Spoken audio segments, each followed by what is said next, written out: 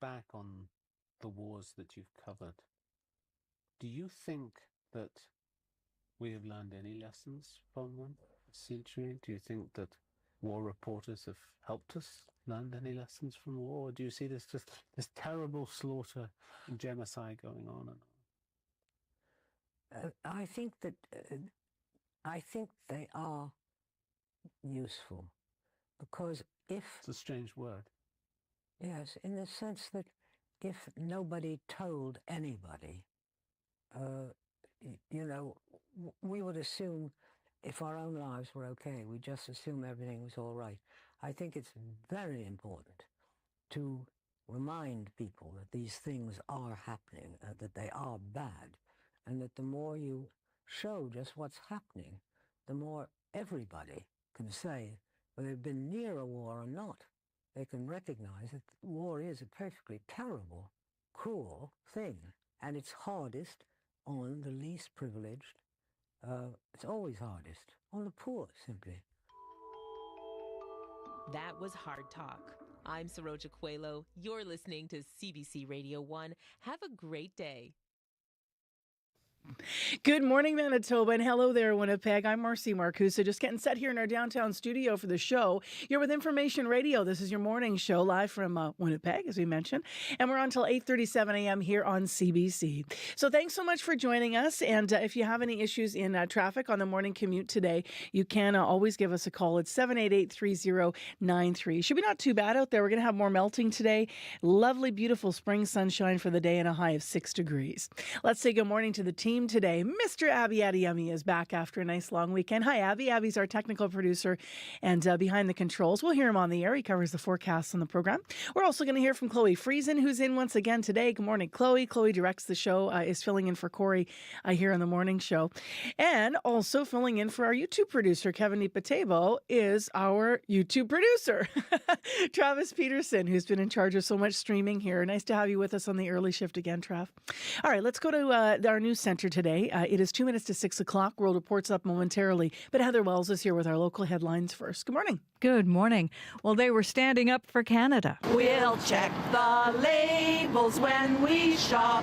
Dozens of Winnipeggers outside the U.S. consulate yesterday, just one of many demonstrations held across Canada amid the trade war and Donald Trump's threats on Canadian sovereignty. So we'll hear more about what happened.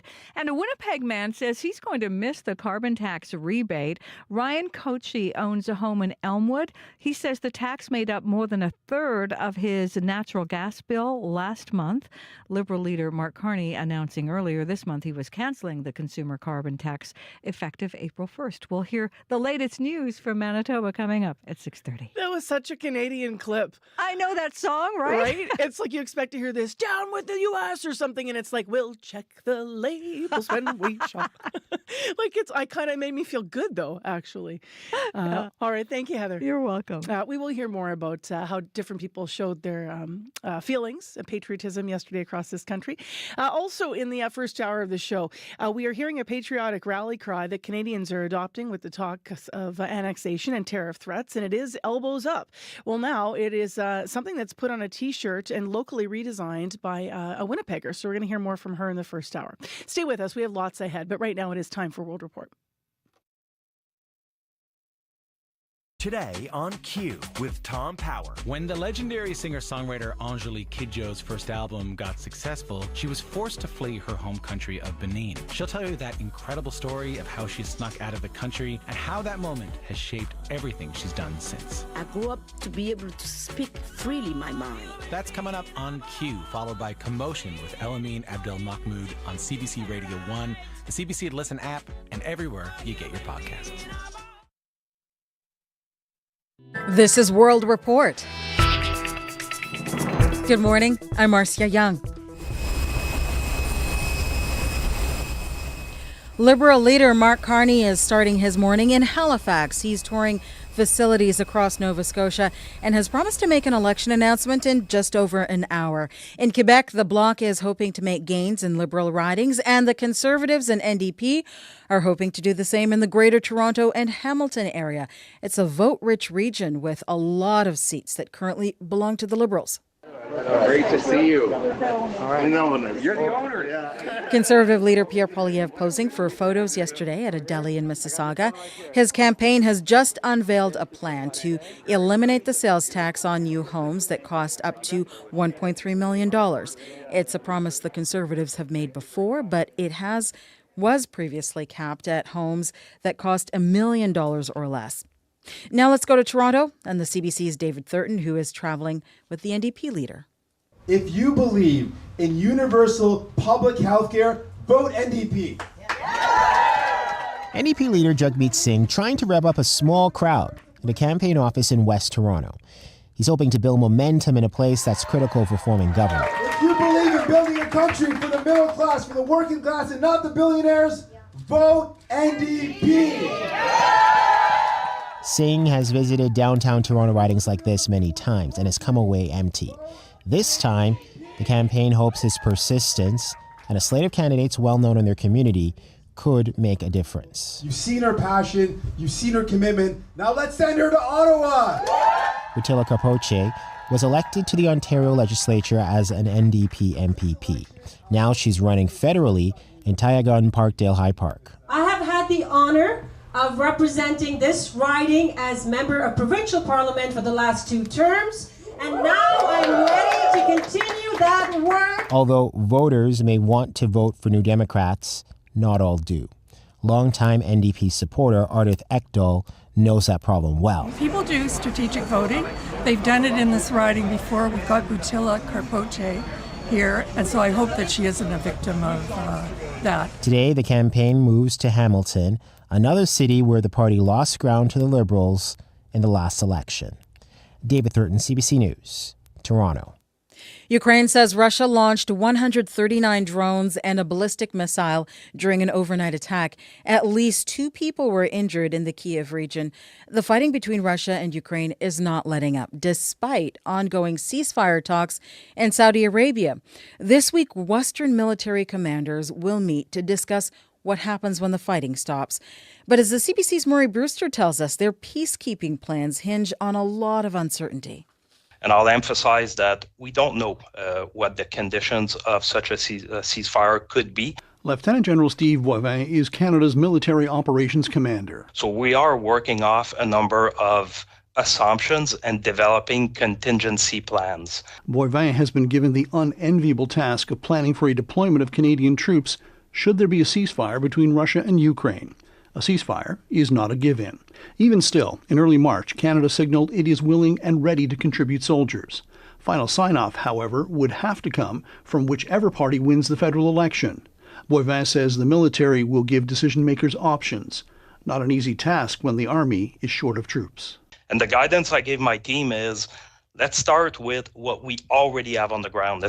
Boivin says Canadian troops assigned to train Ukrainian forces may have to be re-rolled for peacekeeping. There is broad skepticism about this UK-French proposal, which British Prime Minister Keir Starmer has called the coalition of the willing. The U.S. envoy overseeing Russia-Ukraine peace talks has dismissed it outright. Defense Minister Bill Blair has said U.S. backing of the plan is critical. There's important discussions that need to take place with respect to security guarantees for Ukraine and for the forces that would serve in Ukraine. A recent report by a Washington-based think tank has warned that given the 2,000-kilometer front line, the peacekeeping force might have to be massive, as many as 100,000 troops. Murray Brewster, CBC News, Ottawa. A security breach is causing alarm in the United States. A journalist was inadvertently added to a sensitive and classified group chat that included the U.S. Vice President and Secretary of Defense. During that chat, high-level military operations were being discussed, including recent U.S. strikes in Yemen. The CBC's Sarah Levitt joins me now from Washington. And Sarah, tell us about some of the reaction. There's been widespread condemnation about this text message group, its contents, and the fact that a journalist was added to it. The Atlantic's editor-in-chief, Jeffrey Goldberg, came out with this story yesterday, a real bombshell, explaining that he'd been added to a text thread on the app Signal, one that apparently included high-level members of the Trump administration. We're talking Vice President J.D. Vance, Defense Secretary Pete Hegseth, discussing operational details about an imminent imminent U.S. military strike on the Houthis in Yemen.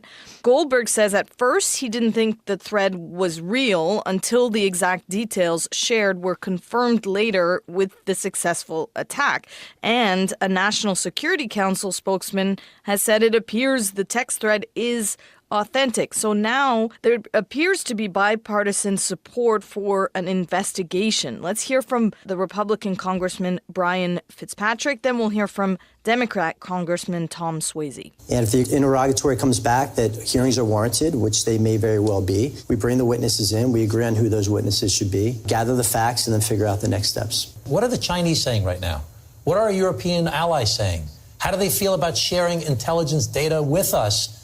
How is the Trump administration reacting? Well, Trump himself was asked about it, but said he wasn't aware of the story.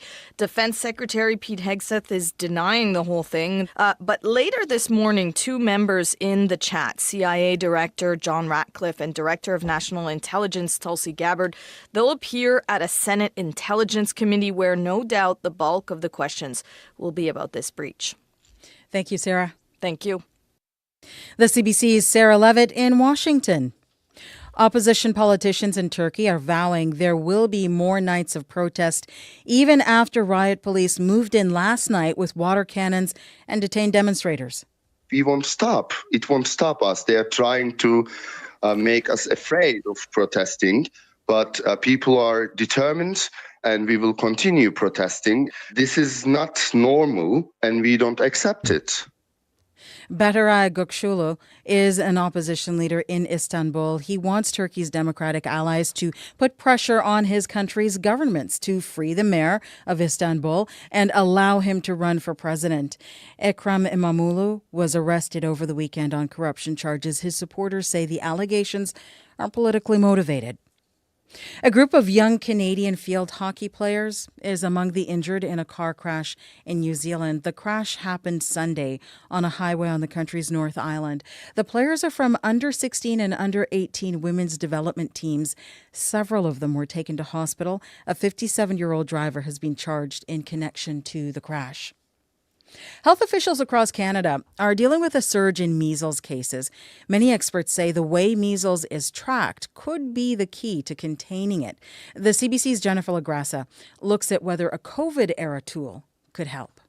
We really don't always have a great handle on how much measles virus is circulating in our population. But we could if only Canada was tracking the highly contagious respiratory virus in wastewater, says Eric Artz. He's a microbiology professor at London, Ontario's Western University. Across Canada, there's been more than 500 reported measles cases this year.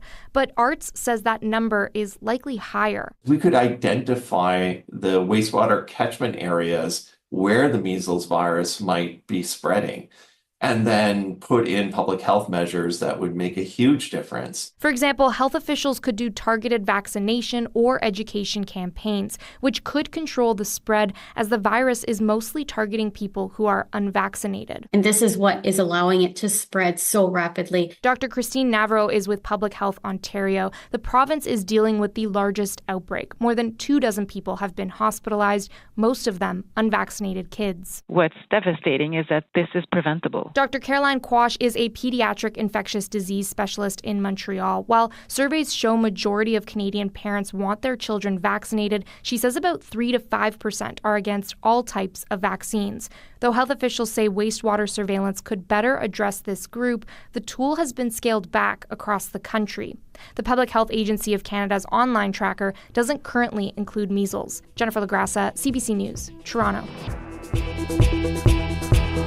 And that is the latest national and international news from World Report. News anytime at cbcnews.ca. I'm Marcia Young.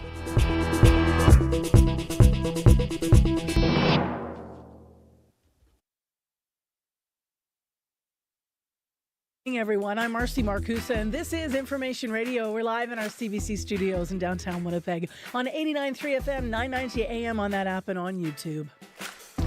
Thanks so much for joining us. It's going to melt more today. Abby is back in, and we'll cover our weather in just a moment.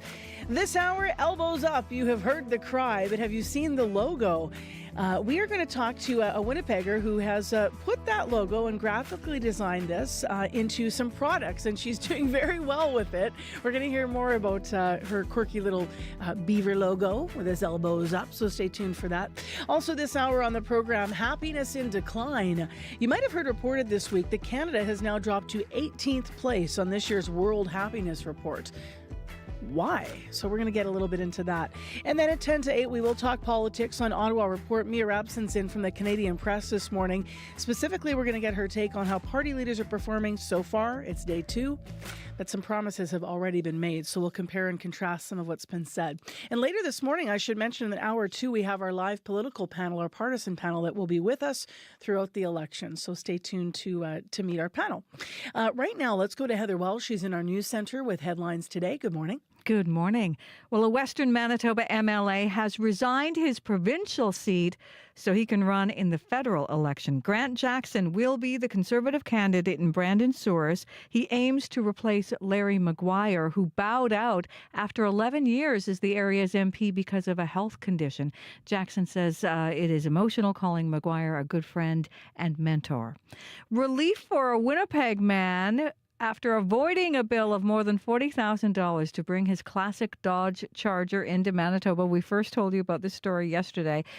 Then a border customs brokerage reached out to the Emerson border crossing on behalf of Pat Fletcher, and they were told the car can come into Canada because, as a classic car, the tariffs don't apply. So we'll hear the latest in that story in our next local news coming up at 6:30. How very interesting. And this just goes to show how we're in this time of moving targets, right, for what we understand that what is tariffed. Right. But for him, what a relief. He was on the show live yesterday, as you know, Heather. And he said when he first tried to bring it across the border, the moment for me in the interview was when he said he literally felt so sick he had to run to the bathroom because they were like, you owe $46,000 or whatever. So, yeah. Well, he's smiling now. So. I bet. Yeah, and he's going to have a nice ride to drive home in.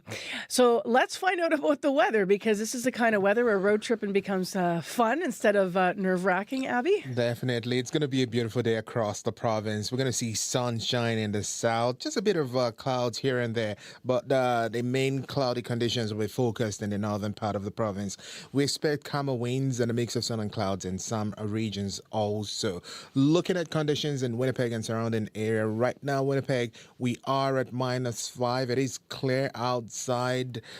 We did spot a bit of some stars up there last night, and then that just ushers in. That's like my sign. When I see the stars the night before, I know there's going to be the bigger one in the morning after, which is the sun. So there's going to be lots of sunshine in the forecast today. Yeah, people call the sun a bigger star, right? Yep. So I'm just going to, it's just a sign for me. So lots of sunshine, light breeze would come with that. We do warm up to a high of 6 degrees today. I woke up this morning, felt some ice crystals on the car. I'm like, no, it's going to warm up. It's going to warm up. That's what I said. I was like really grumbling to myself. I'm like, nope. I was in denial. So lots of sunshine in the forecast today. Warming up to 6 degrees in all the regions. We're going to see mild conditions. Up north, though, it's cold. We have freezing fog in Thompson this morning and a chance of snow in Churchill. Most of the regions will be warming up close to 6 degrees. Right now, Winnipeg, -5. That's just channeling your angst as a Manitoban. I saw it and I'm like, no. We're all like that. This is this week where Chloe Friesen's into with Abby Adiyemi and I. Like, this is this week, I think, where in Manitoba you can feel this, like, sort of, people are either in a really bright mood, it's sunny, you're walking, you open your jacket, it's the afternoon, or they're sort of like grumbling that edginess at the end of, I saw ice crystals on the car. I'm like, no. Yep. It's a bit of seasonal whiplash, it feels like, where you don't want to fully give in to the joy of spring because you never know what's coming the next day. Yeah. The drive this morning, commute should be pretty good to start, right? So far, so good, yes. If you do spot something, a stall or collision as you get your commute started this morning, let us know. Call our commuter line at 204-788-3093.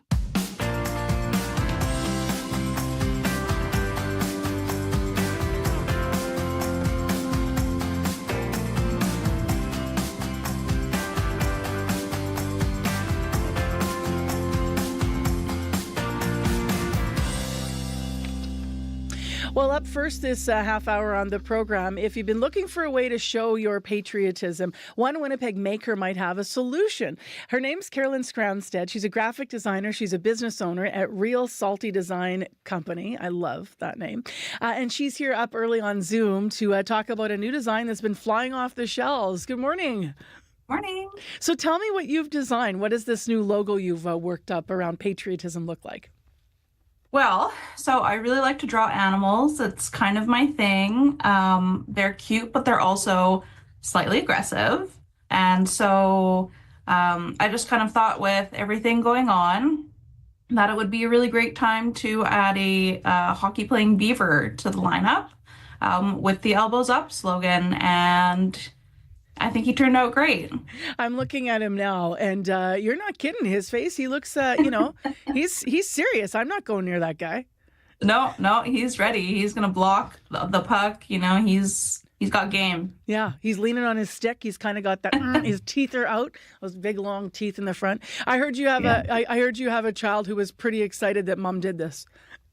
He is so excited. And if you can get your 7-year-old to still think you're cool, I think that you're winning. He's been telling his classmates. His teacher even emailed me yesterday wanting a shirt. So that was really cute. We do this for them, right? That's why we do it.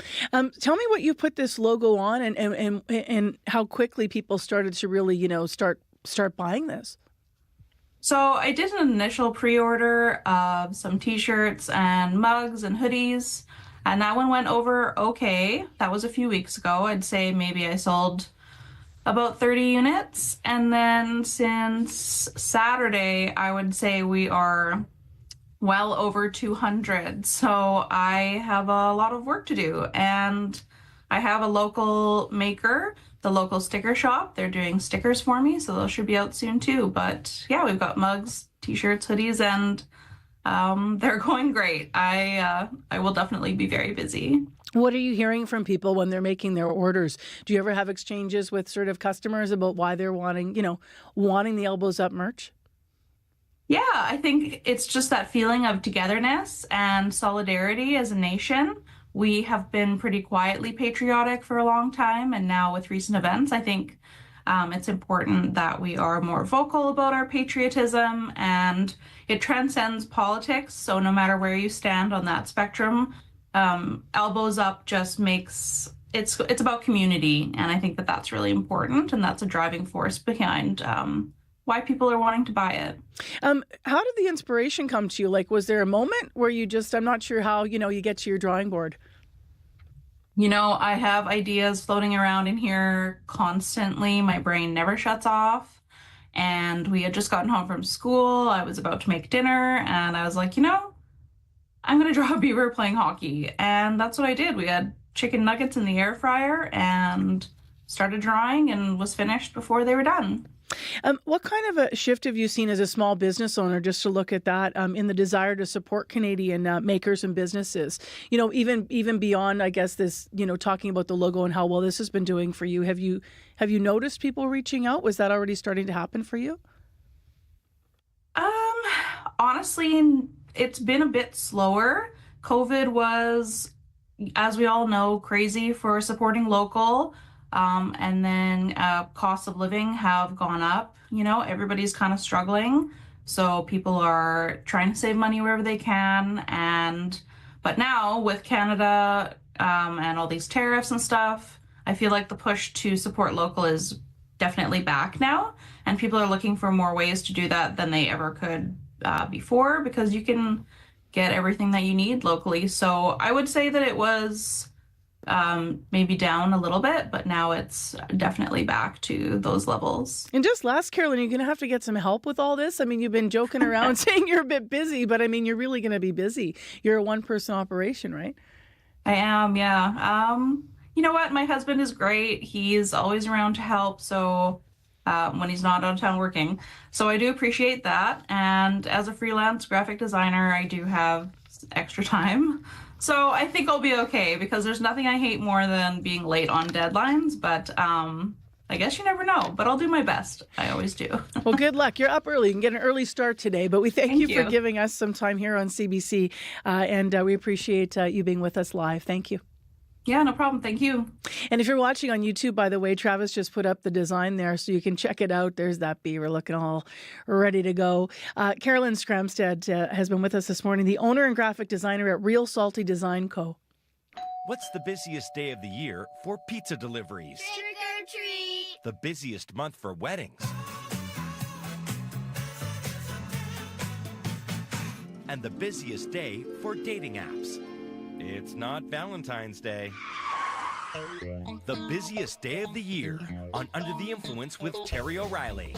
Thursday morning at 11:30, 3:30 p.m. in Newfoundland. And on demand on CBC Listen. 6:21 a.m. is the time right now. It's clear. It's -5 in Winnipeg. Cloudy over in Brandon, -4. Thompson's misty and -16 this morning. My name is Marcy Marcusa, and I'm about to sing. Y'all ready? Okay, y'all know this one, I promise. If you're happy and you know it, clap your hands. Oh, what? You didn't clap? Well, maybe you're in Canada, because that's what our next interview is about. Apparently, we used to be ranked higher, but now we're 18th on the list of happiness. You might have heard this come out this week in the news. This is according to the World Happiness Report, published every year by the Wellbeing Research Centre at the University of Oxford. So Canada has dropped 3 spots to get to that number 18th place I mentioned. It is the lowest ever position since polling began 2 decades ago. So to talk about why this might be the case, Jennifer Moss joins us via Zoom, well-being expert and author of Why Are We Here? Creating a Work Culture Everyone Wants. And I love that you've shown up in a happy yellow blazer. I feel like it really does make a difference when I'm waking up at 5:30. If I put on a yellow blazer, everything's better. It kind of matches the happy topic. What do you make of the fact that we dropped 3 places in this global ranking and what might be going on there? Well, I like to just put this little caveat in here that we still are in the top 20. And so comparatively, we're still a relatively happy country. But there has been this downward trend that we're seeing, and this is across all Western countries. We're seeing people's sense of, life evaluation really has dropped. And that's a sense of whether they're living their best life or their worst life. So people are starting to feel more like they're not living their best life. And, we're also seeing this growing unhappiness amongst our youth. We're losing our sense of freedom, feeling like we're able to live the life that we want. Also, we're declining our trust in institutions, and that's has a significant impact on our happiness. And then, the loneliness, the economic uncertainty, and just other factors at play right now in this time of polycrisis has definitely been a part that's dragging us all down. Is that how they defined it for this report, against asking people questions about what you've just been mentioning, the different, measures we might have? I find that the way that they measure is so fascinating because it isn't just, how are you happy? They really like to make it so it's not such a loaded word. And that's by asking really based on this measure, and it's called the Cantrell ladder. And people are asked to imagine a ladder, and 0 is their worst life, 10 is their best life. So they're sort of creating a range of where they're feeling in that moment. But then it's not just momentary happiness. It's asking things like, how often are you laughing in the last week? How often are you worrying? And those types of questions. And then, it really gets to the sense of life satisfaction. And that's what happiness really is, are you satisfied with your life? It's not these sort of big sweeping emotions. It's just, do I feel pretty content in the life that I have? The Nordic countries, people might know this, are consistently at the top of this list, and this year's no exception. So Finland's been number 1 for 8 years in a row. What might we learn from them? Finland keeps crushing it in this competitive, kind of competition of who's happiest, which countries are happiness. And there's a good reason for it. I was actually on the World Happiness Council. I contributed to these reports. And what I thought was really, a fascinating learning when I was doing this work was that these Nordic countries have a lot of different options for their political groups. There's like 10 or 11 different political groups. And so when you elect a leader, it really is what, the country needs in this moment. And they make those choices and feel really like there's a lot of trust in their institutions. And that has a big impact on our happiness. There's also something around the social fabric. They really trust each other. And when it comes to happiness, that trust in each other, the social connection is really important. And it doesn't even need to be real. It's really about perception. So Canada, for example, they asked this question I love. If you lost your wallet, do you perceive that someone will return it to you? And what Canadians feel right now, despite the fact that since 2019, our pro-social behaviors have jumped by 10 points, we are believing that people won't return our wallet. We don't have this perception that people are pro-social here. And yet in these countries, these Nordic countries, there's a high perception that their wallet will be returned. And it's therefore correlated to their increased happiness. That's so interesting. I love that question. I was going to say 50-50, so maybe that reflects something. What are the policies Canada could actually consider to help boost happiness? It really is about investing in policies that focus on relationships, not just infrastructure. I mean, when you look at things like eating alone has increased significantly in Western countries. It's like almost 50% increase in this eating by ourselves. And yet there was this Cornell study, that I include in the book, which I found really interesting. By eating with a coworker, even 20 minutes once per week can increase well-being and life satisfaction. It's just 20 minutes, but the pandemic made this social behavior really atrophy, and we need to get that muscle back. We need to boost that. So we need policies that really encourage just the reduction in loneliness, the increase in mental health policies, support for multi-generational housing. When you look at countries like Latin America, for example, they have a high level of multi-generational housing. And the more you live with your family, even though in the Western world, we think that's maybe not going to increase our happiness, it really does increase people's happiness. So that kind of investment in policy is really critical. Before you go this morning, I mean, obviously people might be thinking at the individual level, then what can they do as well? I mean, you have something called maybe follow the 1950s grandma rule. Yes. You know what? This is what we need to go back to. All those idioms like, be kind to strangers, don't judge a book by its cover. It seems like it's familiar, but right now it's pretty novel. We're not just engaging in small acts of kindness, and happiness is a social contagion. There's a network effect to happiness. So when you are impacting someone's happiness, it actually increases their happiness, and then that spreads. You're more likely to say, in line buy a cup of coffee for the person behind you if someone had bought it for you. I mean, these create these real boosts. And then over time, what happens is we create happier communities. We believe that people will return our wallet. And then over time, that actually impacts an entire country, which then moves us back up those rankings, which I think all of us want to see in next year's report. It's so interesting. I know that, I feel like, as you started by saying, COVID in many ways broke us. But people are in this moment where they're ready to let it go, I think. And it's interesting because we have an election now here in this country. But there's been so much focus on differences and ideological differences. And I always think to myself, we always had all these different differences. But COVID made people sort of put it out there, and everybody was online, and we shared something that was at stake, this shared, unknown coming at us. And we didn't really fully come out of that. I'm hearing that we've been traveling to different communities and different, towns, cities across Manitoba, and we're hearing that from a lot of people, but a lot of people are saying, okay, let's put this divisiveness somewhere else and figure out how to move forward. And in this case, as Manitobans. So really good conversation. Thank you. Maybe we'll have to do an experiment and drop our wallets and see what happens. I think that would be an amazing social experiment. And I feel like we're going to feel really good when all of them come back to us. Gosh, I hope so. All right. Thanks a lot, Jennifer. Appreciate you. Thank you so much for having me. That's Jennifer Moss. She's the author of Why Are We Here? Creating a Work Culture That Everyone Wants. Talking today about the Happiness Index. Canada slipping 3 rankings to 18th. It is coming up to news time at 6:30. Well, we are here to help you get into your Tuesday. And it's clear out there. We're going to have some melting today with a really nice forecast. Abby is in with our next regional look after the news. As well, just want to remind you, if you have any issues on the drive or walk or roll this morning, call us on the commuter line, 788-3093. Business news is ahead. It's a regular feature here on Information Radio on CBC. And today, Chris Lee Ramlakan is going to be talking about some industries that might be spared from the next round of U.S. tariffs. That's after your CBC Winnipeg news. This is CBC News. Good morning. I'm Heather Wells in Winnipeg. At 6:30, it is -5. And it is going to feel like spring today. Those geese will be happy. Finally, more melting, lots of sun today, a high of 6, even warmer tomorrow.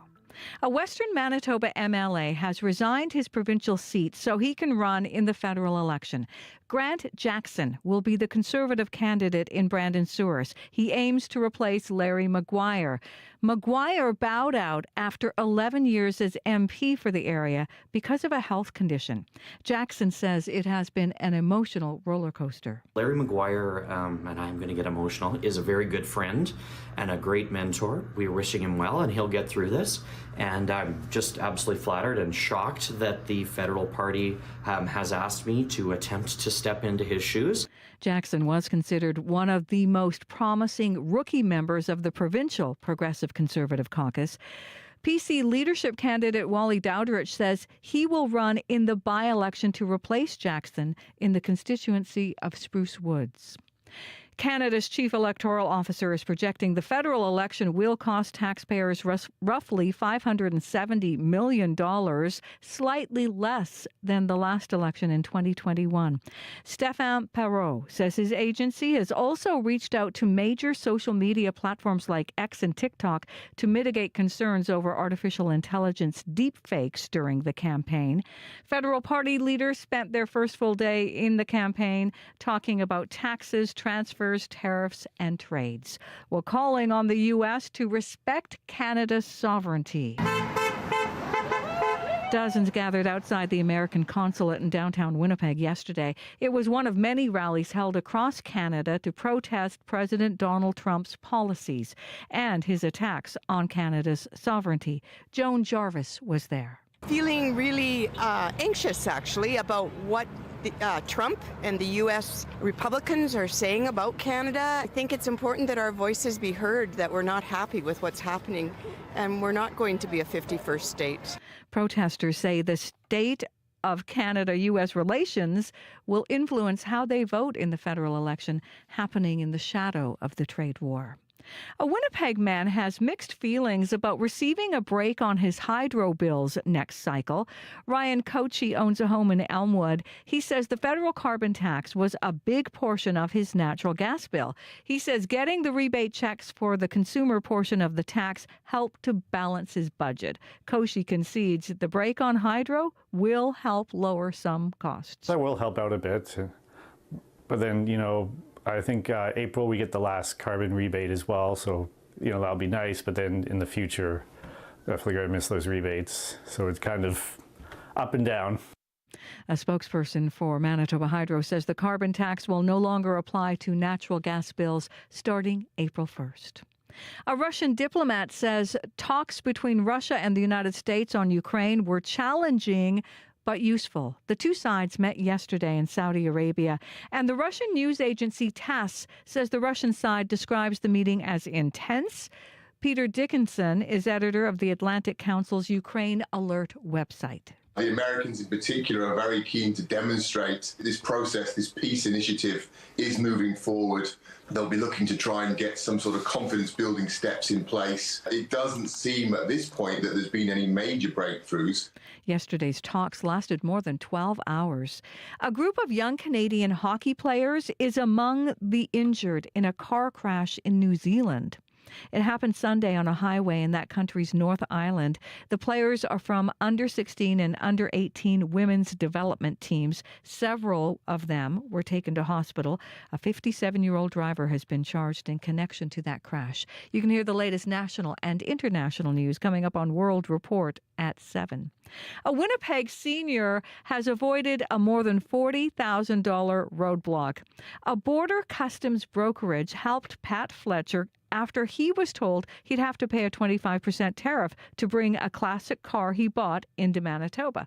Sarah Abbott at Border Brokers says tariffs do apply to certain goods, but in this case, an annex code for classic cars may not have been applied correctly. Emerson came back to us at the commercial desk. They said that they agree with border brokers that this will be able to come in without those surtaxes applied as a classic car. It's not applicable. Canada Border Services Agency wouldn't comment on whether the 25% tariff had mistakenly been added, citing privacy laws. They also say travelers can ask for an adjustment if they feel a surtax has been improperly added. You can find more news updated throughout the day. All you have to do is head to cbc.ca/Manitoba. All right. Thank you very much, Heather. You're welcome. All right. Let's get to what's happening in our regional forecast on CBC. Abby Adiyemi has returned.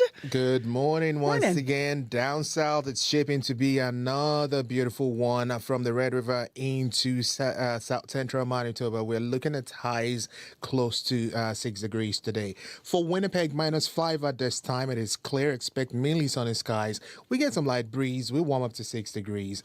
Similar conditions we're seeing in the Pembina Valley region. A mix of sun and clouds, high of 6 degrees. In the Westman region, -4 at this time. In Brandon, we see mostly cloudy conditions. Expect a mix of sun and clouds, a chance of light snow this morning. We also will be seeing a risk of freezing rain to come with that. High would be around 2 degrees. In the Parkland region, Dauphin sitting at -2, mostly cloudy conditions we're seeing. Once the day starts, you should see the sun make its appearance. Then you see some clouds roll in. We get a dance of a mix of sun and clouds. There's a chance of snow later in the day for the region. Highs would be around 5 degrees as well.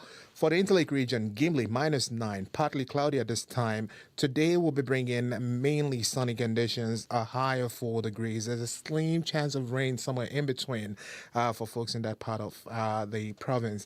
As we track the weather into the powerful influence surrounding areas, we're seeing mainly clear skies at this time. -12, the clouds will roll in. We do have a slim chance of rain and light snow in the forecast, warming up to 4 degrees. Now, tracking it up north into Thompson, -16 at this time. We are seeing fog in that part of the province. It will come with some clouds rolling in. We do have this chance of showers and high of 3 degrees. And then in Churchill, snow has already started in Churchill, -14 at this time. Expect a high to be around -9. The wind chill is still something to talk about in that part of the province. It feels like -20. This morning, so there's a risk of frostbite. So to summarize, Mercy, sunny day in most of the regions down south. All right, thanks, Abby. I'll take that. Thank you. Let's get into the morning commute now. Chloe's got a line on, the line you can call her on. I do have a line. You can talk to me. You can tell me what you're seeing on your commute. So far, the line has been quiet. It is still fairly early, but we are seeing traffic pick up on Broadway just between Osborne and Main. That's kind of normal for this time of day. But if you do see anything out of the ordinary, any stalls, any collisions, or just something interesting out there, let me know on the commuter line at 204-788-3093. Thanks, Chloe Friesen. Okay, let's get to Crystalie Ramlakan here with the business report. Hi to you. Hi, good morning, Marcy. I'm full of okays today. If someone's at home, they could drink coffee every time I say okay. I gotta park that. Some industries might be spared. Let's start here from the next round of U.S. tariffs. Who are they and how are industry leaders reacting? Yeah, so, just over a week before new U.S. tariffs are expected to come into force, Canadian business leaders say they're not optimistic that any meaningful reprieve is in the works. So April 2nd is set to bring sweeping new reciprocal tariffs from the U.S., in addition to those tariffs on some Canadian and Mexican goods that were delayed by a month. And U.S. President Donald Trump has also floated the idea of separate sector-specific tariffs the exact same day. But, over the weekend, media reports suggested the reciprocal tariffs could be narrower than initially announced, and that the sector-specific tariffs could be off the table for now. But the president of the Automotive Parts Manufacturing Association says with all of the layers of tariffs and the stream of new announcements and threats, the reports are not cause for optimism. So yesterday, Trump also said he will place a 25% tariff on all imports from countries that buy oil and gas from Venezuela, as well as new tariffs on the country itself. And the Canadian Chamber of Commerce says the details and scope of what's coming on April 2nd might shift, but wide-ranging tariffs are still expected in the coming weeks and months. And it says the uncertainty is part of the intent behind all of these tariff threats. It says it's to make it more costly and less attractive to do business outside of the U.S. Let's go to another story. Genetic testing firm 23andMe has filed for bankruptcy. But what does it mean for the people who use the service?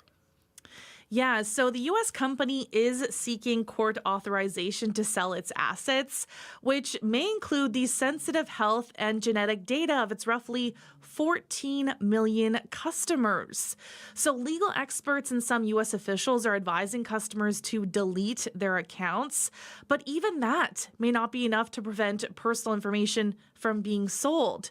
So the company's privacy policy says in the case of a bankruptcy or sale, personal information may be accessed, sold, or transferred as part of that transaction. But the company says any buyer would have to comply with the law with respect to the treatment of customer data. But even though 23andMe says bidders would have to abide by its existing privacy statements, experts say once a new company acquires the data, it could offer, a different privacy statement with different rules. And even the Office of the Privacy Commissioner of Canada says it is monitoring the situation closely and is in contact with the company. So, Marcy, here in Canada, 23andMe's activities are governed by the Personal Information Protection and Electronic Documents Act.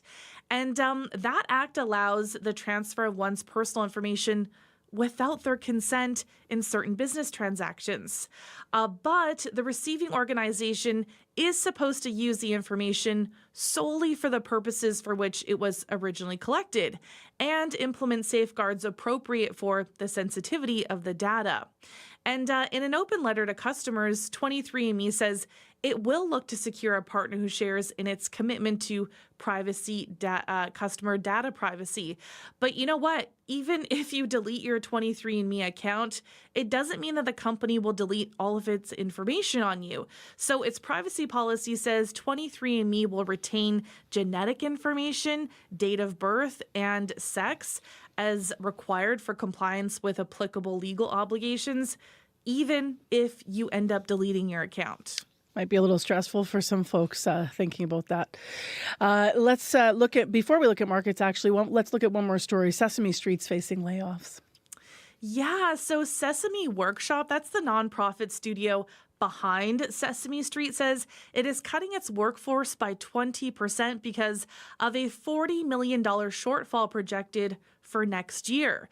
So the move comes amid a unionization effort by staff and after HBO's streaming service Max says it will stop carrying the iconic kid show starting next year. So HBO has paid Sesame Workshop up to $35 million every year since 2016 in exchange for new episodes months before they air on PBS. But now Max says it is deprioritizing youth programming. And Nielsen ratings show other children's entertainment is more popular these days, including Bluey, Peppa Pig, and YouTube content. So Sesame Workshop is in talks with Netflix, YouTube, Amazon Prime, I love it other so much. streaming services now to try to find a new home for its Muppets. And it's also looking for additional donor funding. If it doesn't find it, that's really going to be the end of an era for sure. We'll see what they do, though. What's happening in the markets then? So in Europe, markets are opening higher. Germany is up, the UK is up, France is up. In Asia, markets are mixed. Japan is up, Shanghai and Hong Kong are both down. Oil is up 31 cents to 69.42 US per barrel. Gold is up 12.40 to $3,023.90 US per ounce. And the dollar is slightly down 0.01 of a cent to 69.8 cents US. All right, Crystal Lee Ramakan, thank you. Thanks, Marcy. We'll talk to Crystal Lee again tomorrow with Business News.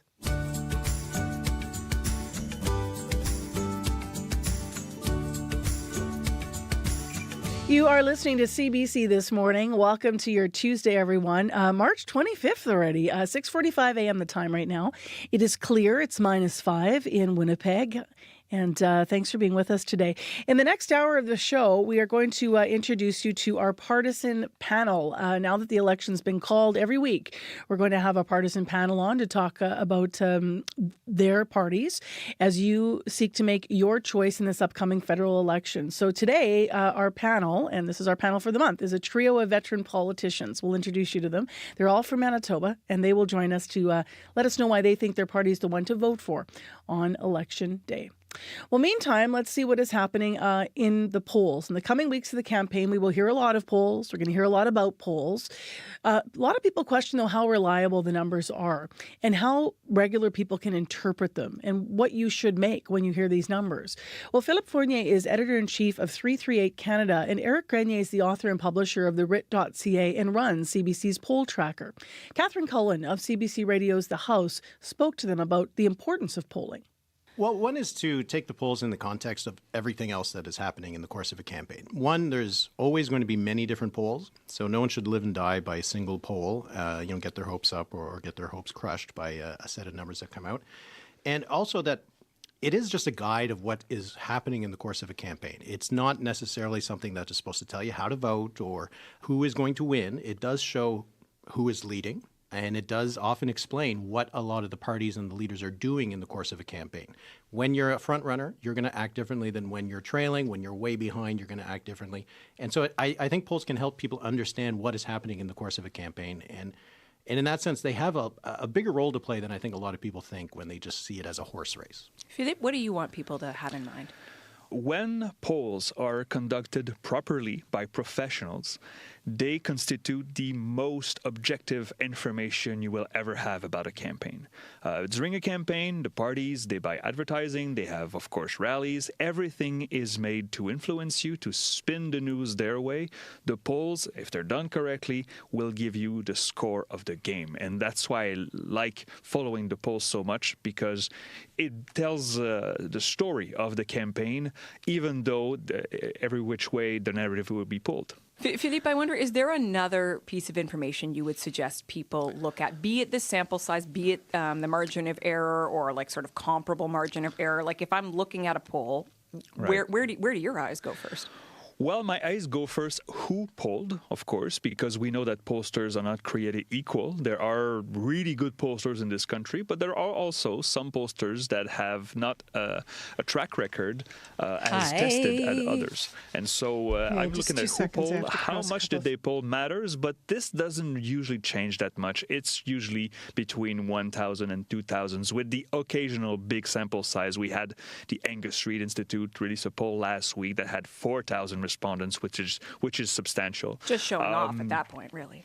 Well, well, maybe, but it also allows them to give us better regional numbers. When we have a poll that has 1,000 respondents, you usually have maybe 100 respondents in British Columbia. So, the information is interesting, but it contains a lot of uncertainty. So, with the sample size, the subsample sizes increasing, you have a better, accurate, you would think, result of the landscape. That's Philippe Fournier, the editor-in-chief of 338 Canada, and Eric Grenier, the author and publisher of the Writ.ca and behind CBC's poll tracker. They were speaking there to Catherine Cullen of CBC's The House. So you can hear the full conversation about election polling by going to cbc.ca/The House. You can also search for The House anytime on your preferred podcast platform.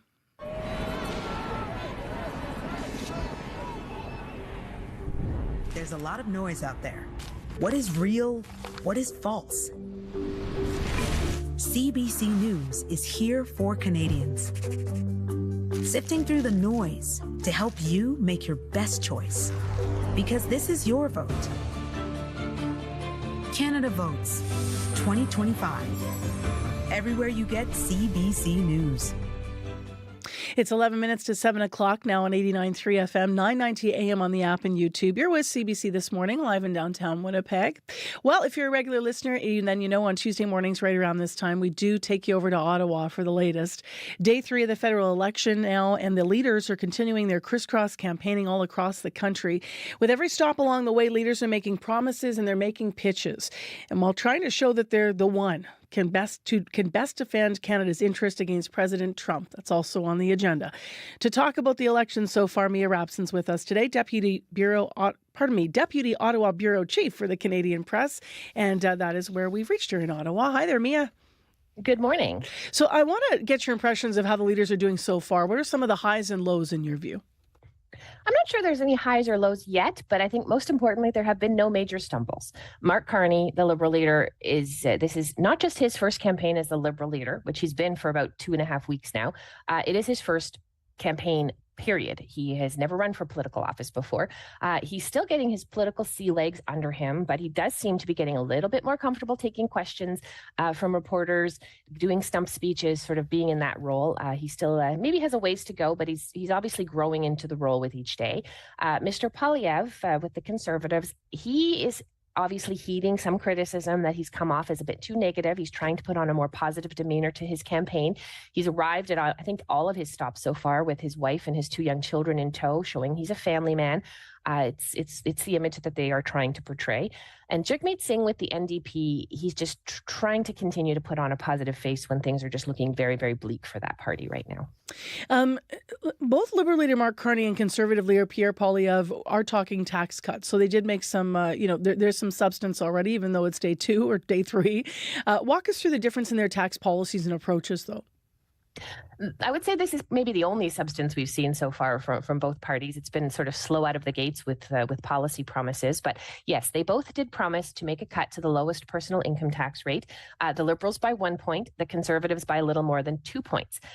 They are planning to pay for the cut differently, but the biggest similarity is that they're both very vague on how they would do it. So Mr. Carney says he would pay for his cut, which is about a $6 billion hit to government revenues, by slowing the rate of government spending, making government more efficient, improving economic productivity, so he will not necessarily make cuts, but instead of increasing government spending by 10% next year, he would cut it, he would raise it maybe like 3 or 5%, although he didn't say by how much, and then use those extra revenues to help pay for the tax cut. That assumes government revenues continue to grow. If it sounds hard to parse, that's because it is. The Conservatives are, however, not much more clear. Mr. Poilievre said he would pay for it by slashing spending on bureaucracy, consultants, and foreign aid. But when asked what specifically that means, where specifically he would cut, they don't have an answer yet. His tax cut would cost about $14 billion. Canada spent about $16 billion on foreign aid total in 2023. So, I mean, the money's there if they cut the entire foreign aid budget, but I don't think that's what he's talking about. He also potentially could cut other social programs. He's been asked whether he would continue to pay for the Trudeau-era programs like childcare, dental care, and pharmacare. He hasn't promised to cut them, but he also hasn't promised to save them. So there are places there that he could find the money, but again, he has not been specific about how he would pay for his tax cut. I want to ask you what some experts are suggesting. They're looking at comments that were made actually by the Alberta Premier, Danielle Smith, during an interview with a right-wing media company in the U.S., Breitbart. Some people are saying, experts are suggesting this could be actually a drag on Pierre Poilievre. What did she say, and how could it potentially affect the Conservative leader? No campaign wants to come out of the gates having to play defense, and Miss Danielle Smith's comments absolutely put the Conservative leader on defense right out of the gates. She told the this U.S. organization, and the interview was actually a couple of weeks ago, but it only came to light the day before the campaign started. She said that she'd asked the Trump administration to pause tariffs on Canada until the election was over because they've been helping the Liberals in the polls. And maybe more problematic for Mr. Poilievre, she said that he would be, quote, more in sync with the new direction in America. which means that she was saying Poilievre would have more in common with Trump's politics. In Canada right now, that will not play very well with the majority of voters who are angry about the American tariffs, angry about Mr. Trump's comments about annexing Canada. It has become the number one issue for voters, and it absolutely has been helping the Liberals in the polls. If Canadians think that Mr. Poilievre would be sympathetic to Trump, more sympathetic to his movements, and less likely to fight back really hard against him, that will hurt him more in the polls. He's been asked about it. It was the first two questions he was asked about out of the gate.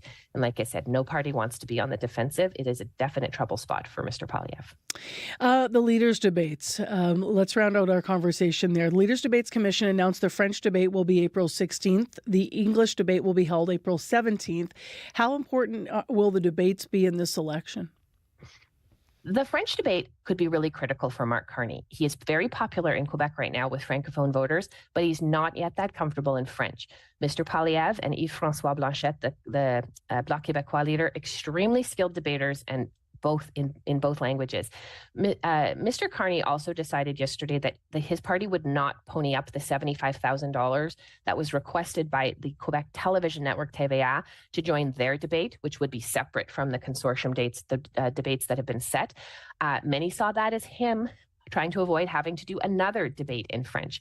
But I will say that after the French debate in the Liberal leadership race, where Mr. Carney's French was definitely not strong, most of the people that were ardently defending his French were Francophones from Quebec. So we'll see if that happens again, but it's still a critical moment for him.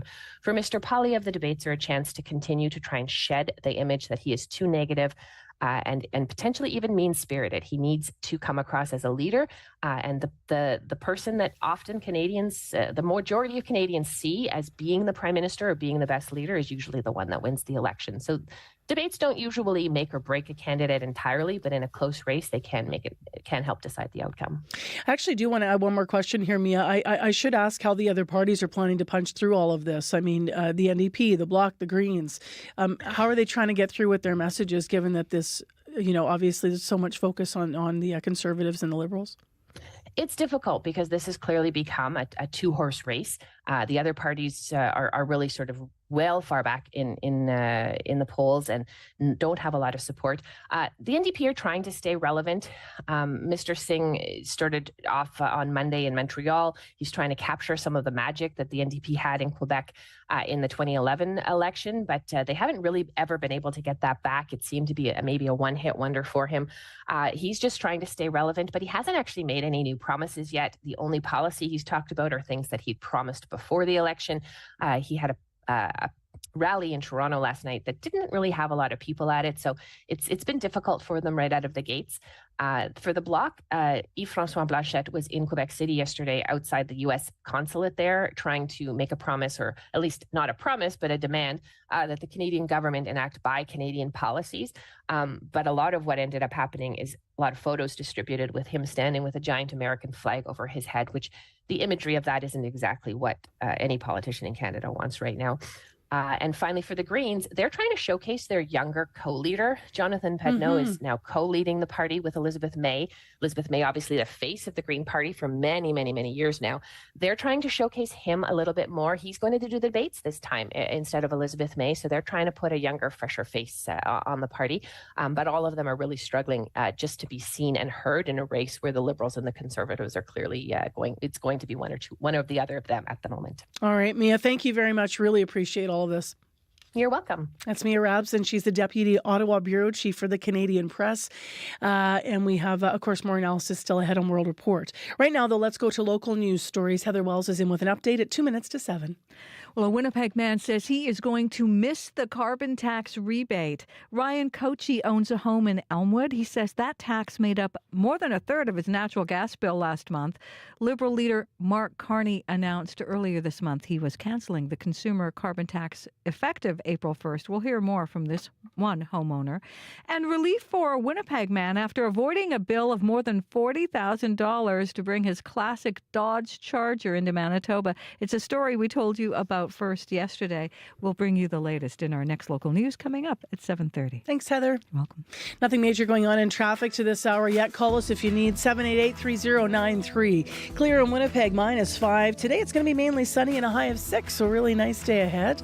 In Winnipeg, Winnipeg. Still ahead, Elections Canada is taking steps to combat misinformation online before the federal elections are fully underway. It includes reaching out to social media platforms about misinformation. We're going to talk to an expert about what he hopes to see from big platforms as Canadians prepare to vote. Also, as you've heard in the news, Canadians nationwide protested at U.S. consulates to display Canada's unity against U.S. President Trump's 51st state comments. We're going to take you to the one that happened here, the protest here in Winnipeg. And we'll introduce you to our trio of veteran politicians, all from Manitoba, who will be our partisan panel during this campaign. So a busy hour ahead. Today on The Current. My father had the blood test, I had the blood test, my brother had the blood test, and we found out that we had it. I'm Mark Kelly. It's known as the Newfoundland curse, a deadly genetic disease common in that province that makes the heart flutter uncontrollably. New research is looking for a genetic cure. That's coming up on The Current. The Current, this morning at 8:37, 9:07 in Newfoundland, and on the CBC Listen app. This is World Report. Good morning. I'm Marcia Young. A federal election is about campaign promises, and those promises are starting to roll in again this morning from Conservative leader Pierre Poilievre online, and later this hour from Liberal leader Mark Carney in Halifax. Let's go to Janice McGregor in our Parliamentary Bureau. Janice, what is the big Conservative promise today? Marcia, to use a poker analogy, there's a real game of I see you and I'm raising you that's starting to unfold on this campaign when it comes to the cost of housing. Last fall, Pierre Poilievre said a Conservative government would cut the GST on all new homes worth up to $1 million. Then, last week, Liberal leader Mark Carney made good on something that he was proposing during the leadership race, also forgoing the sales tax on new homes, although his announcement would only be for first-time home buyers. Now this morning, Poilievre is saying that they're going to raise that limit and now make it available on homes up to $1.3 million. Poilievre has an announcement on a construction site north of Toronto this morning. He's expected to tout how this will save up to $65,000 on the cost of a home. And he says he'll pay for this by boosting economic activity generally, but also cutting existing Liberal housing incentives specifically. And it's not clear whether he might have to renege on existing deals that have already been signed and are rolling out with municipalities. Jagmeet Singh, of course, was at a site in Montreal yesterday asking why the Liberals weren't using available federal land to build more affordable rental units yesterday. But the fight between the Liberal and Conservative platforms so far seems to be for the votes of home owners. As we look ahead to events with the other leaders, are you seeing any kind of a pattern? Well, whether it's a leader vowing to protect industries from tariff threats and defend Canada's sovereignty, or someone out pitching measures to help folks stay on their feet in anxious times. Blue-collar workers seem to be the most valuable voters parties are aiming for. Mark Carney is waking up in Halifax. He has several events today planned to boost its local marine and resource industries as they focus on trying to hold Liberal seats in Atlantic Canada. Jagmeet Singh's day also starts in Toronto. Then he'll swing into the hotly contested Hamilton region. Yesterday, a second major union, CUPE, joined the steelworkers in endorsing the New Democrats. Of course, there's a long history there. But the thing about organized labor is when you support them, they support you. Thank you, Janice. You're welcome. The CBC's Janice McGregor in Ottawa. Ukrainian and U.S. officials are once again meeting in Saudi Arabia today. They are discussing a proposed ceasefire with Russia. Talks between Russian and U.S. officials appear to have fizzled after yesterday's meeting between the two countries. The Kremlin says the discussions are being analyzed but will not be made public. Later this week, Western military commanders will be working on a possible peacekeeping mission to Ukraine. The CBC's Murray Brewster has more. And I'll emphasize that we don't know what the conditions of such a ceasefire could be. Lieutenant General Steve Boivin is Canada's military operations commander. So we are working off a number of assumptions and developing contingency plans. Boivin has been given the unenviable task of planning for a deployment of Canadian troops should there be a ceasefire between Russia and Ukraine. A ceasefire is not a give-in. Even still, in early March, Canada signaled it is willing and ready to contribute soldiers. Final sign-off, however, would have to come from whichever party wins the federal election. Boivin says the military will give decision-makers options. Not an easy task when the army is short of troops. And the guidance I gave my team is, let's start with what we already have on the ground. Boivin says Canadian troops assigned to train Ukrainian forces may have to be re-rolled for peacekeeping. There is broad skepticism about this UK-French proposal, which British Prime Minister Keir Starmer has called the coalition of the willing. The U.S. envoy overseeing Russia-Ukraine peace talks has dismissed it outright. Defense Minister Bill Blair has said U.S. backing of the plan is critical. There's important discussions that need to take place with respect to security guarantees for Ukraine and for the forces that would serve in Ukraine. A recent report by a Washington-based think tank has warned that given the 2,000-kilometer front line, the peacekeeping force might have to be massive, as many as 100,000 troops. Murray Brewster, CBC News, Ottawa. There's got to be a consequence for this. We need to be told how this happened. Democratic Senator Tim Kaine calling for discipline after a journalist was included in a classified U.S. military chat. Atlantic editor Jeffrey Goldberg says he was accidentally added to an encrypted messaging app. He became part of the thread detailing planned U.S. military strikes in Yemen. It included Vice President J.D. Vance and Defense Secretary Pete Hegseth. Hegseth is denying the editor's claims. Nobody was texting war plans, and that's all I have to say about that. Thank you. The White House has confirmed the editor was inadvertently added to the text chain. Officials also confirm the messages reported by the editor appear to be authentic. The United Nations is warning South Sudan is teetering on the edge of renewed civil war. There are deep divisions between President Salva Kiir and his rival turned Vice President Riek Machar, and they have postponed international efforts to hammer out a peace agreement before South Sudan enters its next election. There is also fighting in the country's north between government troops and a rebel militia believed to be allied with the vice president. Health officials across Canada are dealing with a surge in measles cases, and many experts say the way measles is tracked could be the key to containing it. The CBC's Jennifer LaGrassa has more on a COVID-era tool that could help.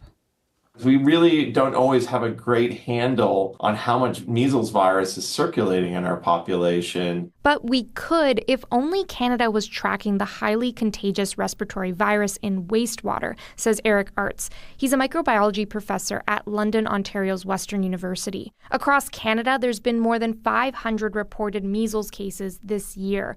But Artz says that number is likely higher. We could identify the wastewater catchment areas where the measles virus might be spreading, and then put in public health measures that would make a huge difference. For example, health officials could do targeted vaccination or education campaigns, which could control the spread as the virus is mostly targeting people who are unvaccinated. And this is what is allowing it to spread so rapidly. Dr. Christine Navro is with Public Health Ontario. The province is dealing with the largest outbreak. More than 24 people have been hospitalized, most of them unvaccinated kids. What's devastating is that this is preventable. Dr. Caroline Quash is a pediatric infectious disease specialist in Montreal. While surveys show majority of Canadian parents want their children vaccinated, she says about 3 to 5% are against all types of vaccines. Though health officials say wastewater surveillance could better address this group, the tool has been scaled back across the country. The Public Health Agency of Canada's online tracker doesn't currently include measles. Jennifer LaGrassa, CBC News, Toronto. Saskatchewan is a longtime Conservative stronghold in federal elections, but the province's most isolated riding is shaping up to be its closest race. The electoral boundaries have been redrawn, and the new riding is home to a large Indigenous population and many isolated communities.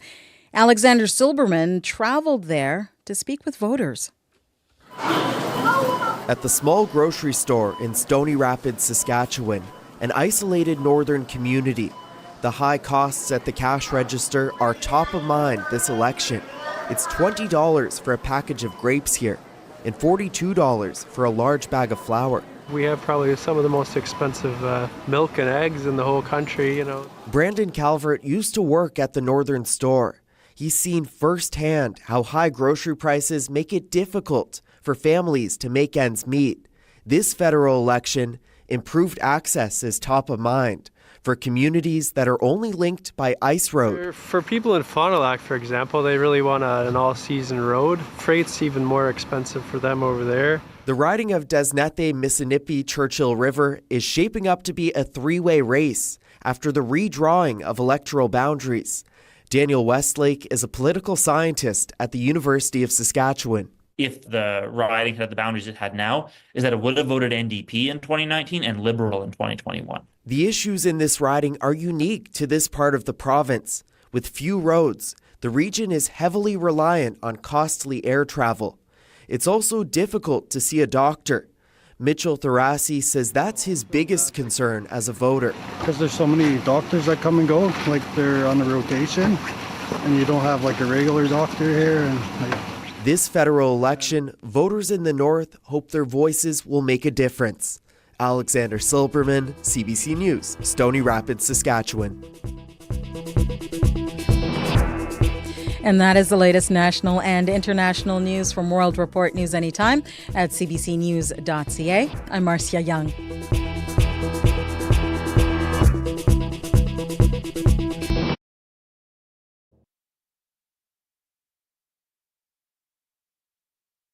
With our sky clear and a -5 the temperature. It's going to be nice in Winnipeg today. Thanks for joining us on CBC. I'm Marcy Marcusa. We're live downtown in our CBC studios. You're on 89.3 FM, 990 AM on the app, or maybe watching on YouTube. Wherever you're tuning in, thanks for joining us today. This hour in the show, it is all politics, but different perspectives on politics. We are going to take you to what happened yesterday. Canadians nationwide were protesting at U.S. consulates to display Canada's unity against U.S. President Trump's 51st state comments and threats. We'll take you to what happened here in Winnipeg. Also, Elections Canada, taking misinformation concerns into its own hands. The chief electoral officers reached out to social media platforms in light of the snap election. We'll find out what kind of action he hopes to see from those platforms.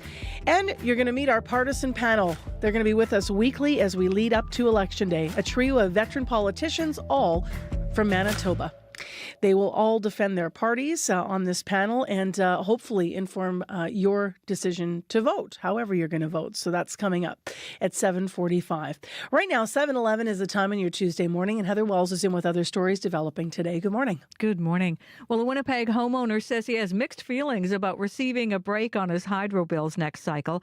Ryan Kochi lives in Elmwood. He says the federal carbon tax was a big portion of his natural gas bill, but he says getting the rebate checks for the consumer portion of the tax helped to balance his budget. We'll hear from him. And a Western Manitoba MLA has resigned his provincial seat so he can run in the federal election. Grant Jackson will be the Conservative candidate in Brandon-Souris, aiming to replace Larry Maguire. Maguire bowed out after 11 years as an MP in that area because of a health condition. We'll hear the latest in our next local news coming up at 7:30. All right, thanks, Heather. You're welcome. Let's get the latest in the weather now from Abby Adiyemi. We are looking at sunshine in the southern part of the province and cloudy conditions up north. We do have fog in Churchill this morning. And for Winnipeg at this time, -5. It's clear outside. We should see some mainly sunny conditions. Light breeze will come with that. We'll warm up to 6 degrees later. It's actually feeling colder this morning, but not to worry. We get to warm up later.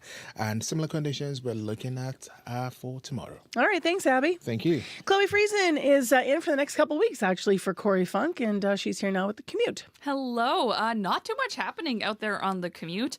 No calls to the commuter line. The line has been very quiet, and the maps I'm looking at are all green, which means traffic is moving. So if that is not the case where you're at, I would love to hear from you, or if you spot a stall or collision or something on a active transportation path, you can let us know by calling our commuter line at 204-788-3093.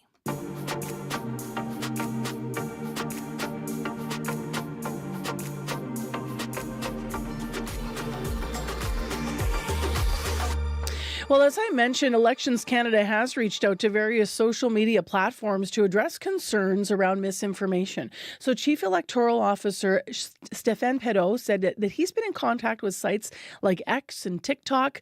He said he's been satisfied with the response so far. But what does that mean? What does protecting Canadians online look like, and how can Manitobans be aware of misinformation? Well, Angus Bridgman is our guest next, an assistant professor at McGill University and director of the Media Ecosystem Observatory. He directed a project, in fact, in 2001 focused on keeping Canadians well informed during the federal election. Good morning to you. Morning. So what do you think about Elections Canada doing this, responding to misinformation in this way? So, coming kind of out of the Federal Commission on Foreign Interference, there was this broad sort of statement that it was disinformation that was sort of the biggest, most existential threat to Canadian democracy. And so there were 51 recommendations from that report, and a lot of them concerned sort of how to work with platforms, how to better communicate within government, and how to better prepare the Canadian public for possible disinformation, foreign interference during our campaign. So this is kind of one important step in all of that. And so would absolutely expect Elections Canada and other government entities to reach out to the platforms and to try to work with them to make sure that they're complying with applicable laws, but also that they're creating a space during the election where there can be free, fair, transparent discussion. What kind of response are you expecting to see from social media platforms? We expect them to reach out, but will it actually make a difference, I guess? So we've seen a huge shift in the way social media platforms are generally addressing this issue.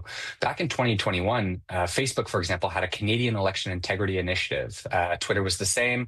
You had these platforms kind of lining up to attempt to properly govern their spaces and provide a healthy information space during the election. And we just aren't seeing that this time. There's been a real shift across platforms, but particularly Meta and X, where there is much lower cooperation with researchers and civil society, and there is much lower commitment to trust and safety and sort of content moderation initiatives, even during elections. So I expect that the online space to be worse than it was in 2021 and 2019. You mentioned social media sites, used to have more tools, I think, to combat misinformation than they do now. Why do you think that all of that is shifted in recent years? Why the change? So it really is these large tech platforms go a little bit where the political winds are blowing in the United States. These are American-based platforms. And so what we saw is, at Trump's inauguration, we saw a lot of these social media platform heads there in person and announcing significant changes to the way they do things. And so obviously with X, there's community notes, but now that's being rolled out on Facebook as well. So again, they're scaling back kind of their centralized content moderation in favor of a crowdsourced tool that there's actually limited evidence it works. What's it like combating misinformation when this federal election was called so quickly? Is that more challenging? So misinformation, anyone who spends time in online spaces, misinformation is just rampant. You cannot spend time on social media without encountering a large amount of misinformation. I would say generally that war, as it were, is over. That is to say, misinformation is out there. There's not really control over it or anything. Maybe there shouldn't be, but there isn't really success there in that battle against misinformation. Instead, what me and others and in the research and government space are trying to advocate is additional transparency. So what we want to see during the election is as much clarity and transparency from platforms and as much clarity and transparency as can be provided by the research and civil society communities so that Canadians know and are informed about what information is out there and how potentially they're being manipulated. How can Canadians make sure they don't fall for misinformation on social media? Does it just really go for all of the rules, election or not? Make sure you're looking at different sources. Don't stay with just one source. Compare and contrast, and then I guess I'll always look at who owns the platform. Yeah, absolutely. That's some of the things. My big kind of argument during this election is just be very intentional about where you're consuming information. Ask yourself a few basic questions. Is the person or platform I'm getting this information from Canadian?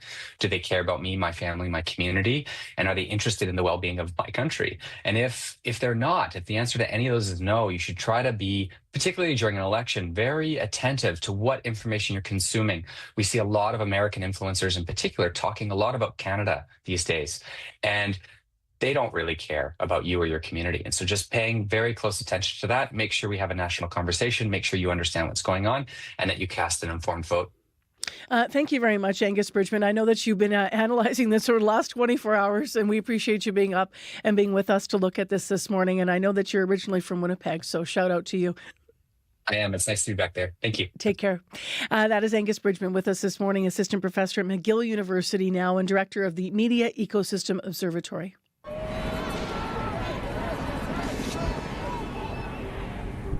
There's a lot of noise out there.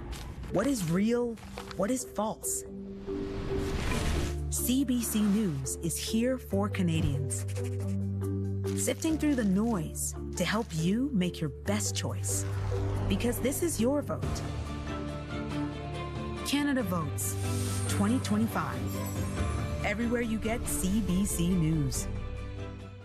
Well, next on the show, let's talk about what's coming up on Q today, because this morning, with host Tom Power, is going to be Angelique Kidjo, who's a Grammy winner, Polaris Music Prize winner. She was performed at the Tokyo 2020 Olympic Games. She's a singer-songwriter from Benin, and she's in Canada today because she's performing tonight in Toronto. So you can catch her on Q later this morning. We have a taste of her music now. This tune is called Joy.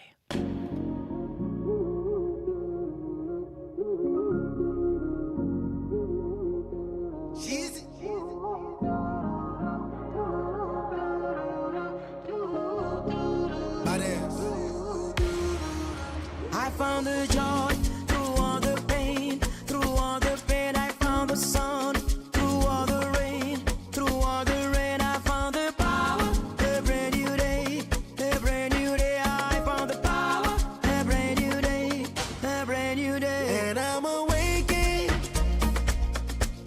Who I could be through the thick and thin. I'm singing my song and I'm finding my way again. Oh, down in the sea and wading in. I count my blessings. Arise from the deep, let the joy within. I know it's been hard, but I found my way again. Oh, we'll never end where we begin. I found my hope when it was lost. When it was lost, I held my heart out of the dark. Out of the dark, I found the power, a brand new day, a brand new day. I found the power, a brand new day, a brand new day. There is a love, I only know, I found the strength to let her go, to let her go. I found the power, as you can see, them no believe. Girl, you can forward, come there with me, living lavishly.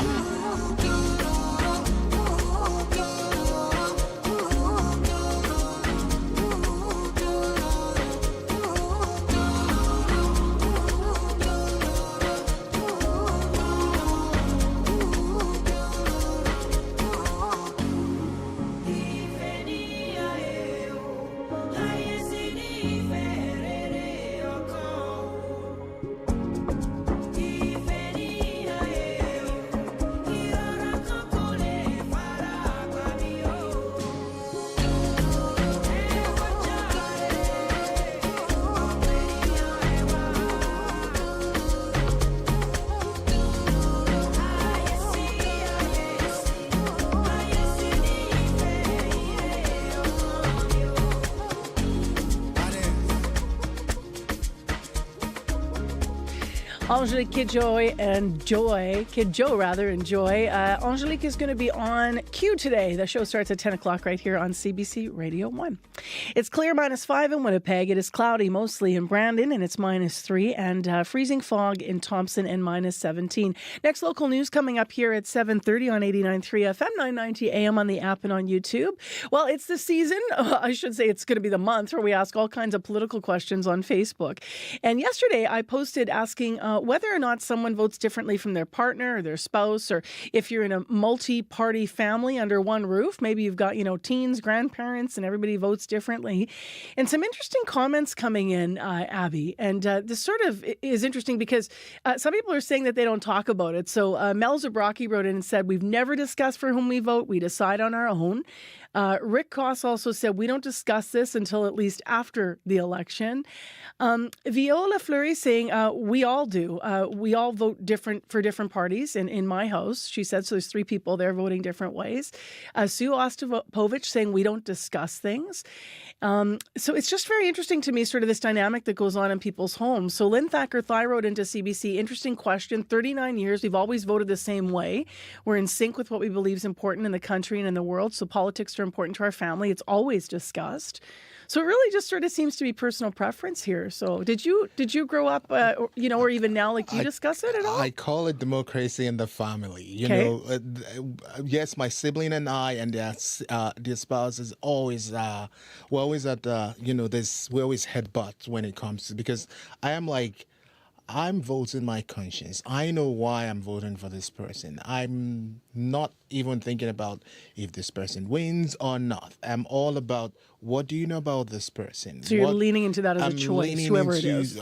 It's not about the popular person to me, because if it's all about popular person, that means I'm being influenced. I want to know who I'm voting for on my own terms. Got it. Like, okay, this is what I read about this person.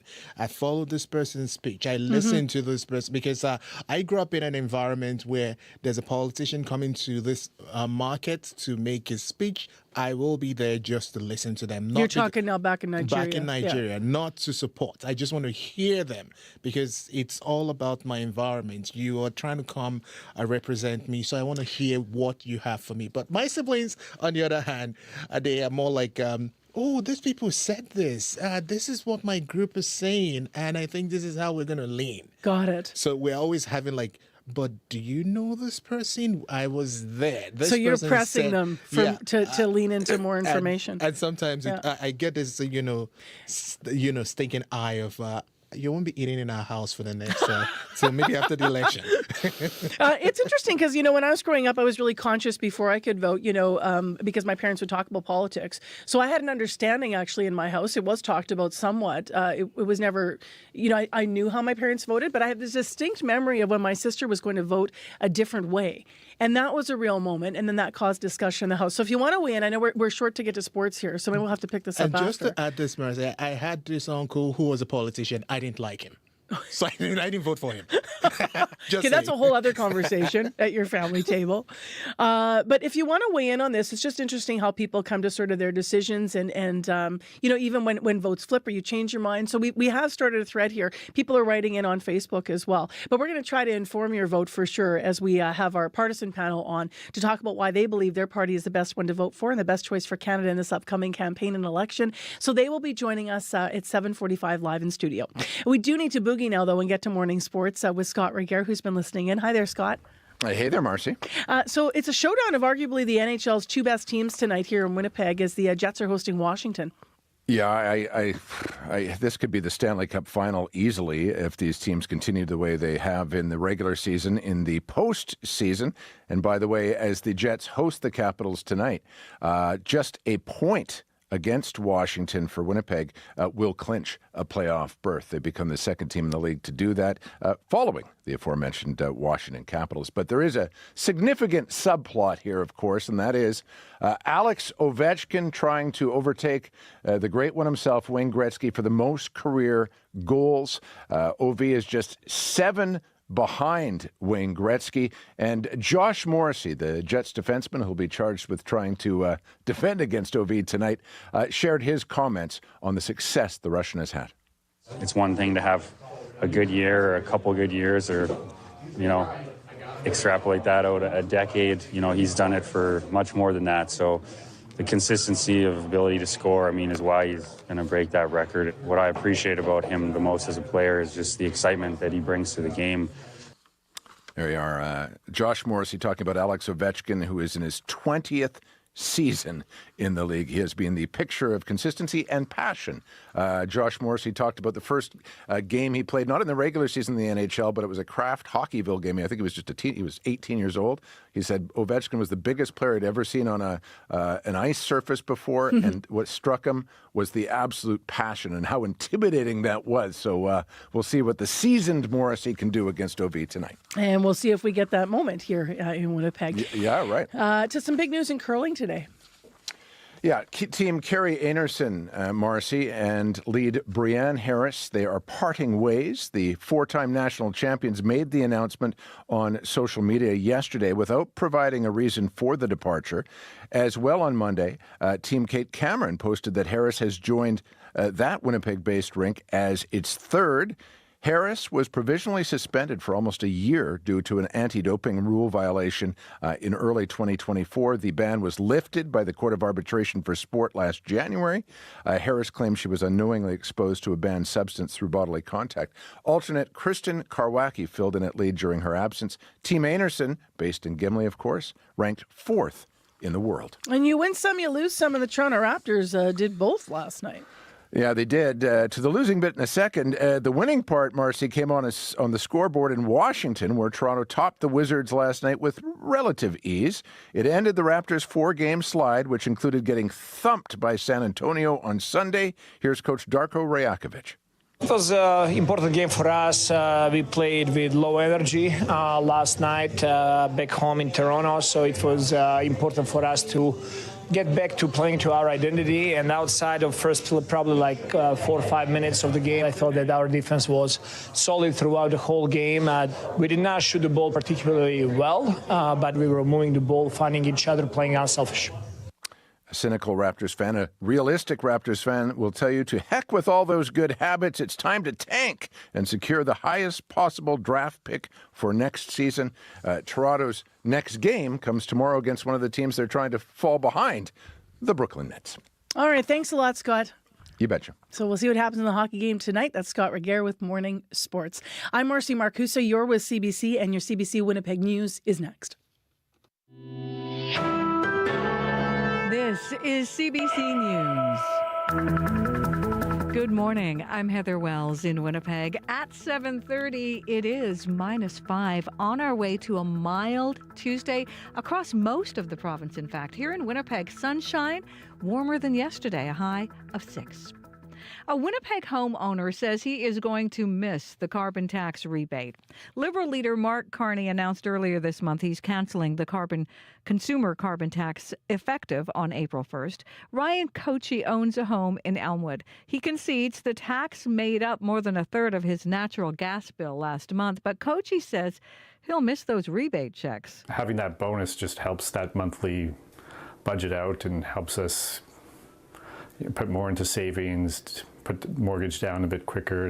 Kochi also worries the government is moving away from fighting climate change. According to Manitoba Hydro's website, the average household paid just over $26 a month in carbon tax. A rookie MLA is leaving provincial politics to run for the federal Conservatives in Western Manitoba. Grant Jackson has resigned his seat to run for MP of Brandon-Souris. He's making the move after Larry Maguire announced he won't seek re-election because of, quote, a concerning health condition. Jackson says Maguire is a very good friend and mentor. Lots of emotions over the last 28 hours. I've never known him to be sick a day in his life, so when you get a serious diagnosis like that, it's tough. And so we're thinking about him, and I'm going to try to do it justice. Maguire had been the MP in Brandon-Souris for 11 years. Jackson's provincial resignation is going to trigger a by-election in Spruce Woods. And Progressive Conservative leadership hopeful Wally Dowdrich says he intends to run in that constituency. Standing up for Canada. Dozens of Winnipeggers outside the U.S. consulate yesterday, just one of many demonstrations held across Canada amid a trade war and Donald Trump's threats on Canadian sovereignty.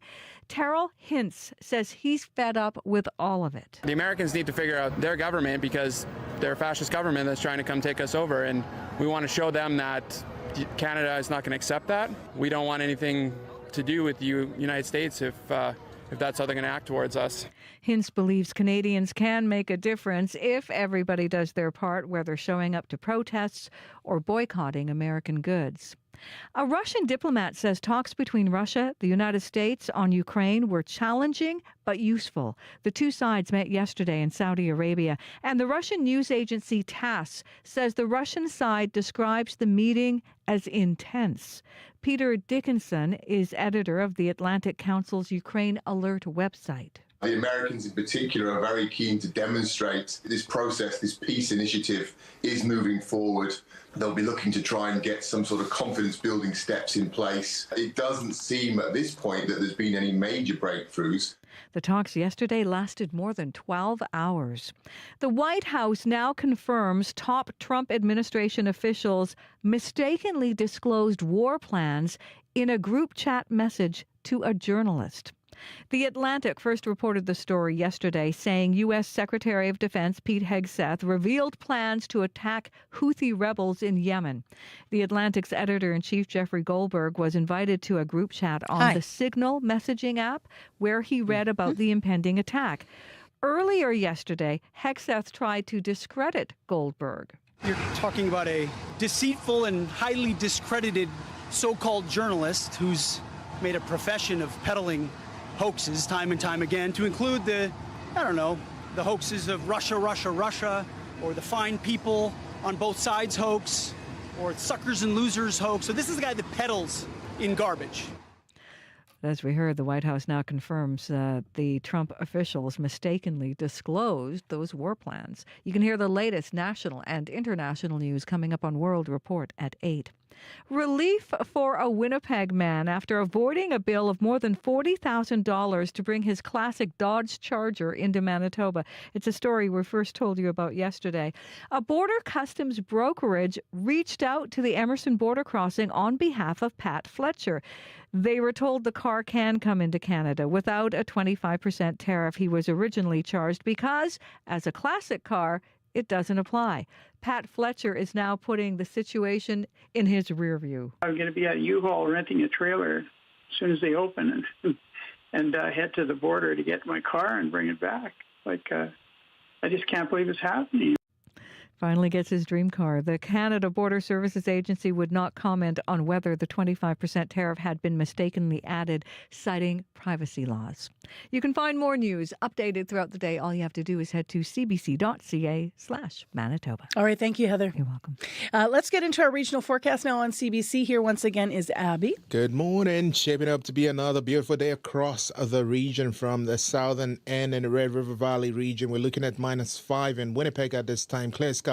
The sun about to make its appearance. It's going to be a mainly sunny day. Sunny conditions with light breeze in the forecast. High of 6 degrees. Similar conditions we're seeing in the Pembina Valley region, the Westman region. We're seeing temperatures hover around -3, -4 at this time. Expect a mix of sun and clouds in those parts of the province. Though we have this slim chance of rain and light snow in the forecast. The Parkland region, Dauphin at -1 at this time. It is mostly cloudy there. We should see some sun later, then it transitions into a mix of sun and clouds. Highs would be around 5 degrees. Gimli -9 and partly cloudy. Mostly sunny conditions in the forecast. Aiming for 4 degrees today. Flin Flon -12. Partly cloudy at this time. Expect increasing cloudiness, a slim chance of flurries or even rain showers in the forecast. Warming up to 4 degrees. Up in Thompson, -15. We have freezing fog in that part of the province. Expect some clouds to roll in. There's a chance of showers later in the day. Warming up to 3 degrees, while in Churchill -15, cloudy conditions you're seeing, and also some snow falling in that part of the province. You'll be warming up to -9 today, though the wind is going to be picking up later, getting windy.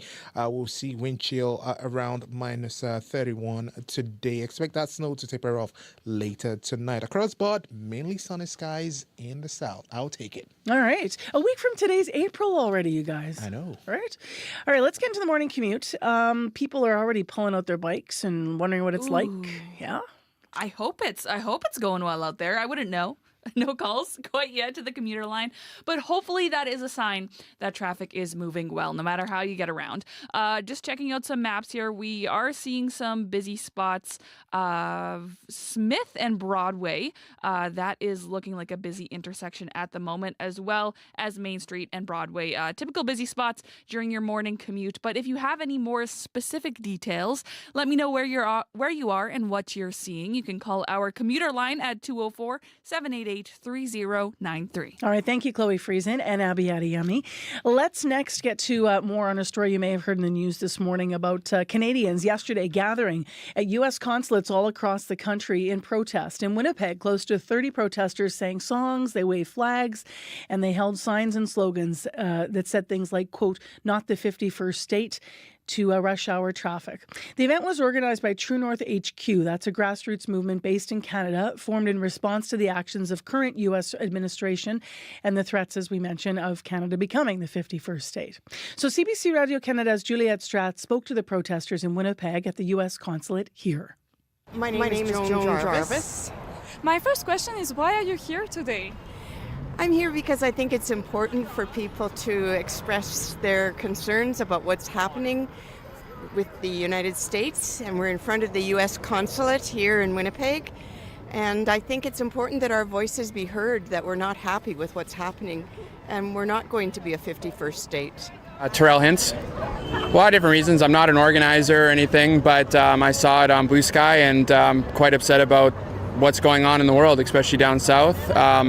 The Americans need to figure out their government, because they're a fascist government that's trying to come take us over, and we want to show them that Canada is not going to accept that, and Canada is strong and united country, and we don't want anything to do with the United States if that's how they're going to act towards us.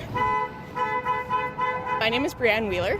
We are here to send a message. We're here for Canadians, and we're here to support our American friends. We stand in solidarity with them, and we want Canada to continue to be a place of peace, democracy, human rights, justice, equality, all the things that make us Canadian.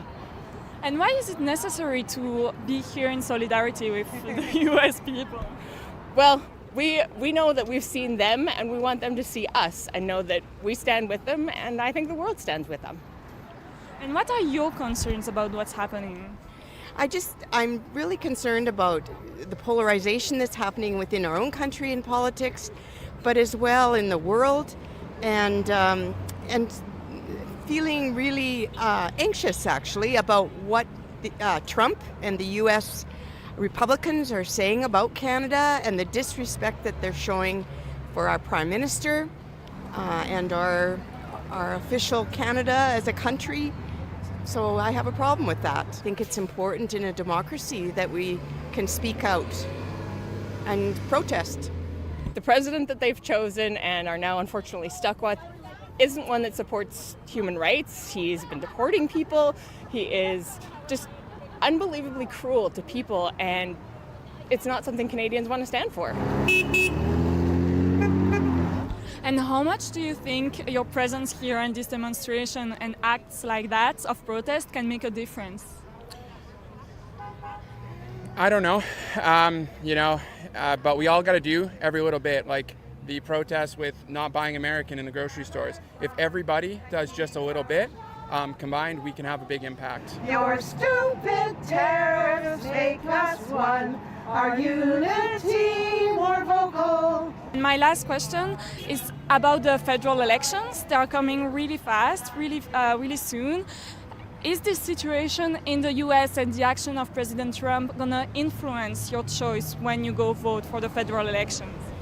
I think everything that happens in the world can influence our vote. I'm not happy with what's happening in Palestine, and I've been out protesting for that as well. And there's other places in our world that are in trouble. So I think that I'll take my time and think about who would best represent our constituency in this country. For sure, absolutely. I always stand with human rights, and taking care of people and Canadian people is important to me, so I'll be voting for that. I mean, it already has. I'll definitely will be voting to keep Canada strong, which means we're not going to be voting for Conservatives, essentially, because they want to do the exact same things. He's not with us. Them. This is not a conservative. They asked a political question. So, for myself, like I said, I'm not going to speak for everybody here. For myself, I will not be voting for Conservatives.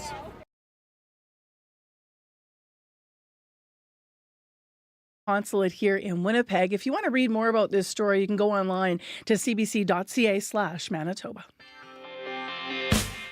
Every corner of Canada deserves a voice. Local news connects us from coast to coast to coast. CBC is expanding local news locations all over the country, and we're looking for storytellers. Help us tell your story and make a difference in your community. Visit cbc.ca/workwithus to apply today.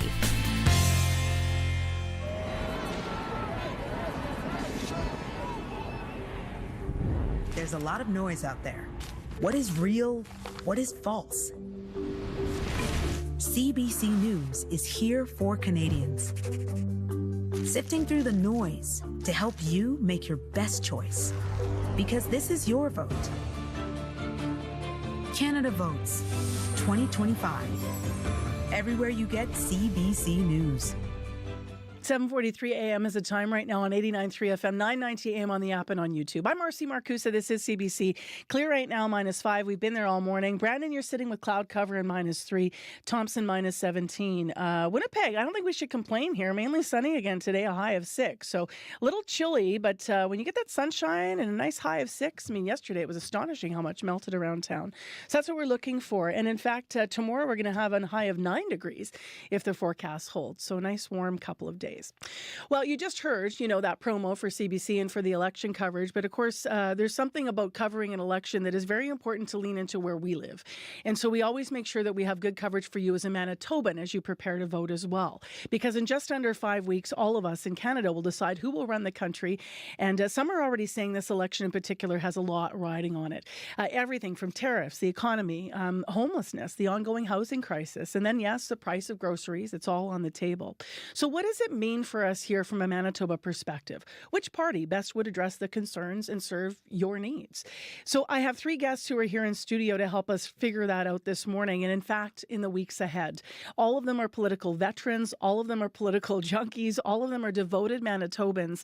In fact, they've held office. They are our partisan panel for this election leading up to the vote on April 28th. And I'm thrilled to introduce them this morning. You'll know their names. Dorothy Dobie is here, former Conservative MP for Winnipeg South and a former parliamentary secretary. Good morning. Good morning. Thanks for being with us. Hey, it's fantastic.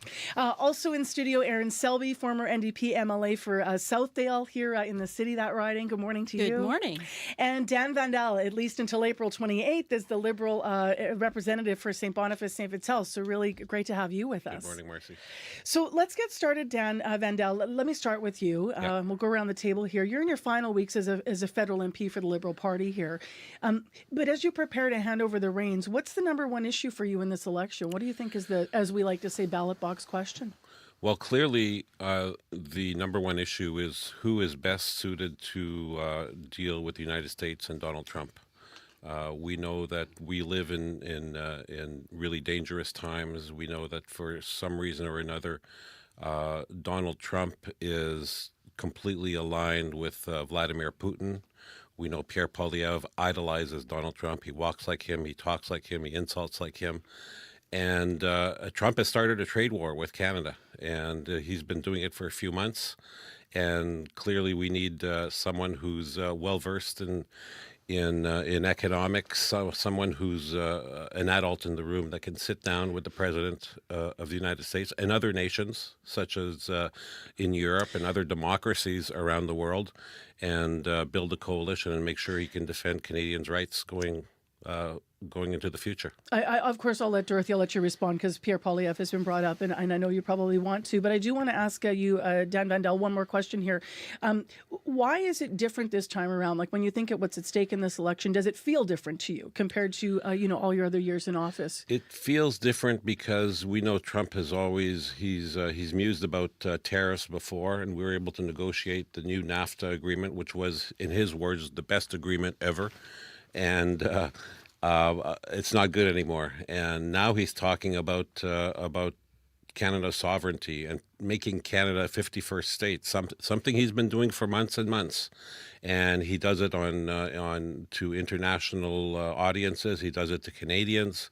I really think there is a sinister plan that that Donald Trump has. I don't think it's shared by many Americans. But we need an adult in the room that can deal with Donald Trump and not somebody who's got backdoor far right-wing channels into the Trump administration. Dorothy Dovey, as a conservative, I mean, I'll get your take on what Dan Vandal has said about, what kind of leader we need here. But what's your take on the thinking that Trump and the threat of America right now to the sovereignty, is that the biggest issue for you? Do you think that's the ballot box question? Not for me. I think that we really need to have options for trade, which we've been ignoring for the last number of years. And Canada has been living for a long, long time off the low-hanging fruit in the United States. It's time we grew up, put on our big boy pants, and get out there and deal with the world.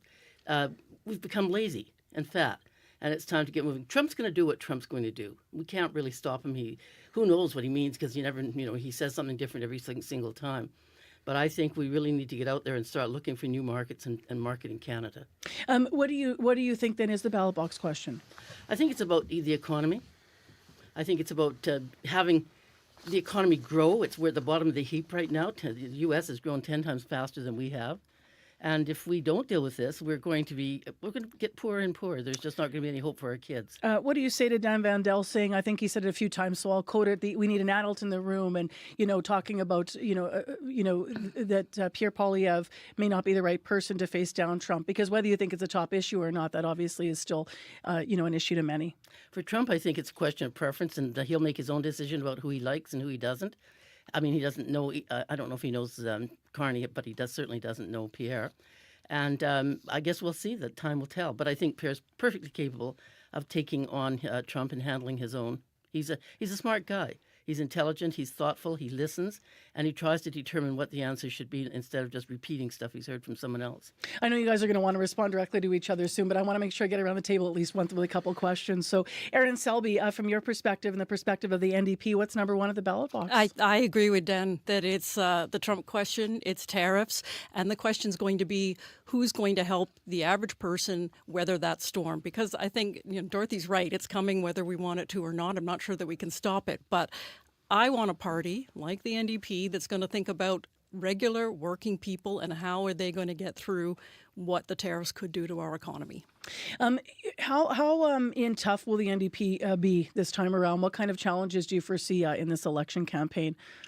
I think there's always a challenge of not having formed federal government. People are a little bit hesitant, especially right now. But I think people just need to see all the things that we were able to accomplish that we pushed the Liberals into doing because they needed our support. And it was all things to help people. It was more housing. It was dental care for people. It was no scab legislation, things that help average. We giggle because there's absolutely no truth to it. But he says the exact same words. He parrots everything Trump says. They're conservatives. I guess they use similar phrasing, but it has nothing to do with his feeling about him. I don't know. Dan said walks and talks like it. I agree with him on that one. Well, you can agree. That's fine. But by the way, and you're talking about the working people and how much they want to be able to get jobs and so on. Did you notice that the Boilermakers endorsed Mr. Pierre Poilievre yesterday? Well, QP endorsed us. So. Yes, but I'm saying that you're not getting all of the working people because they are looking for an economy that will grow and will give them jobs, and jobs are the kids. So Dan Vandal wants in on this. Yeah, we've all seen over the last several years how Pierre Poilievre has memed Donald Trump word for word, whether it's the far right, or the far left intelligentsia, whether it's you name it. He supporting repeats the convoy. The convoy. Pierre Poilievre was giving coffee to the truckers in Ottawa at the same time as Donald Trump was saying, I love the convoy people. The truckers are doing a great job. So I just want to lean into this for a moment, only because, Dorothy, you're saying big deal. So you tell me your lens on that. Well, he took coffee out to them the first time when they first arrived. By the way, I watched the whole thing. The cops were getting the streets ready for the truckers. They had a bunch of hangers-on who were bad news, and nobody can control that when there's a protest, that happens. But so Pierre took the time to go and talk to them. That's what the Prime Minister should have done. He ignored them. He pretended they didn't exist. And that was a huge mistake because he should have gone and spoken to these guys. Supporting and people's said, right not to wear masks in a pandemic? What do you need to know? That's a big deal. I lived in Centertown for 10 years, I'm not going to get into the whole The argument. truckers were honking their horns 24 hours and a it took day. a 24-year-old And yet they were girl. saying this is a peaceful demonstration. People who lived in the area, including me, could not sleep for 24 hours. We're not going to stay too long on the convoy, but Dorothy, you can respond It here. took a 21-year-old girl to file an injunction so that stopped at night. And the mayor didn't have a clue. The Prime Minister didn't have a clue. So, what more can I say? On the economy, I'm going to shift us there. Why are the Conservatives, in your view, the best, Dorothy, to move Canada forward? Because I think they have a plan for jobs in the economy, and I think that's what we need right now. If we don't have a strategy to get Canada back to work, we won't have. It doesn't matter how much money you pour into the economy. If it's not growing, that's just money down the tubes. And sooner or later, there's nothing left. You have to have resources. And that comes from exploiting our resources, Dan, not, saying we've got to keep our oil locked up and our gas locked up when people are burning coal in Asia because we send coal to them instead of, natural gas, liquid LNG, and open up our borders to get the goods out of Canada that we have as resources We're here. the only country in the G7 that has a free trade agreement with all G7 countries. We have the lowest debt to GDP out of all G7 countries, and over the last 5 years, we've created more jobs than any 5-year period in Canadian history. We've invested billions of dollars Yes, in you the have, new and that's a big economy, mistake. in the new economy, the new green economy, and that's something that's not going away. I will ask this, though, for an average voter out there, an average person listening who feels, even when they're looking, I'm not necessarily bringing us back to the threat conversation, but the lens of the threat conversation comes to the economy, because you may have someone listening who's trying to inform their vote and they're thinking, wow, I do feel like Canada's a bit weaker than I would like right now. And we do need to sort of figure out how to strengthen up and bolden up and be, how self-sufficient are we? And they might be wondering why the Liberals for 10 years didn't strengthen that. Where would you see, what would you say to that concern? I would say to that we've invested significantly in new initiatives to create jobs. As I said, we've created more jobs in the last 5 years than any previous 5-year Canadian history. We've introduced the Canada Child Benefit, which has lifted 500,000 kids out of poverty, something that's never been done in Canadian history. We've introduced the Canada Dental Plan with the support of the NDP. We've introduced the school foods program. We're introducing the dental program, which has provided benefit to 40,000 Manitobans as I speak. And if you talk to Pierre Poilievre, he'll say the program does not exist. If that's not Trumpish, I don't know what is. So he's basically denying reality. 40,000 Manitobans have benefited from the dental benefit. 4 minutes to 8 o'clock. We're going to get a couple more questions in here. I want to ask you, Aaron, for, in terms of the NDP, I already asked how you think that they could maybe break through here, but we know that really it's going to be a very difficult task, a challenging one. Do you have a sense on, the polls are looking, I know that's early, there's going to be a million polls, I get that, but the polls are looking at a close race between the Liberals and the Conservatives right now. How challenging would it even be for the NDP to form government, or how conflicting is it even to be an NDP right now when you look at sort of what the country might need in this moment? We know what the country needs in this moment. We need affordability for average people, and which is the party that you trust on that? That's us. We don't worry about how millionaires are going to make it through, how people with trust funds are going to survive. We worry about how people are going to be able to pay for their groceries. And I think people know that's what the NDP will do. They'll worry about working class people. How are you going to afford to go to the grocery store? How are you going to afford to feed your kids, to clothe your kids, and hopefully have a little more left over at the end of the day? Where do you guys think the money comes from? It doesn't come from the air. It comes from taxpayers. And they're up to here because you spend the money that they give you, and you spend it on all sorts of things that don't do anything productive for the community. Yes, I agree. Don't do anything productive. Dental care is probably I don't a good know. thing to keep. Bob Canute's government has a 64% approval rate right now. But I think 40,000 people are people feeling pretty getting good about what he's No, doing. that is not productive. That is not producing more wealth so that you can afford these things. If we don't do that, we can't afford it. I'm not against social programs. I'm not some sort of You want trickle-down economy? I'm not some sort of far right-wing idiot. say it, I think that we have to look after each other, but we have to have the resources to do it. And you can't get that by just spending. Last two quick questions here, and remember, you're on every week, so we'll have lots of time to really dig into these details. But I do want to ask, in terms of what do the Conservatives have to do to pull ahead of the Liberals, given that it's so close, Dorothy, in your view? I think they have to stay the course. I think that it's very interesting because when we go out and knock on doors right now, we're finding that young people are supporting Conservatives, whereas the older people are very still interested in Carney, But I guess, which because they course don't know do who he they is. stay on, Dorothy? The Well, one where I don't they know. line up with Trump, or Can you now where they predict it? say, I'm nothing like Trump? You Which guys, course? is that all you've got is Trump?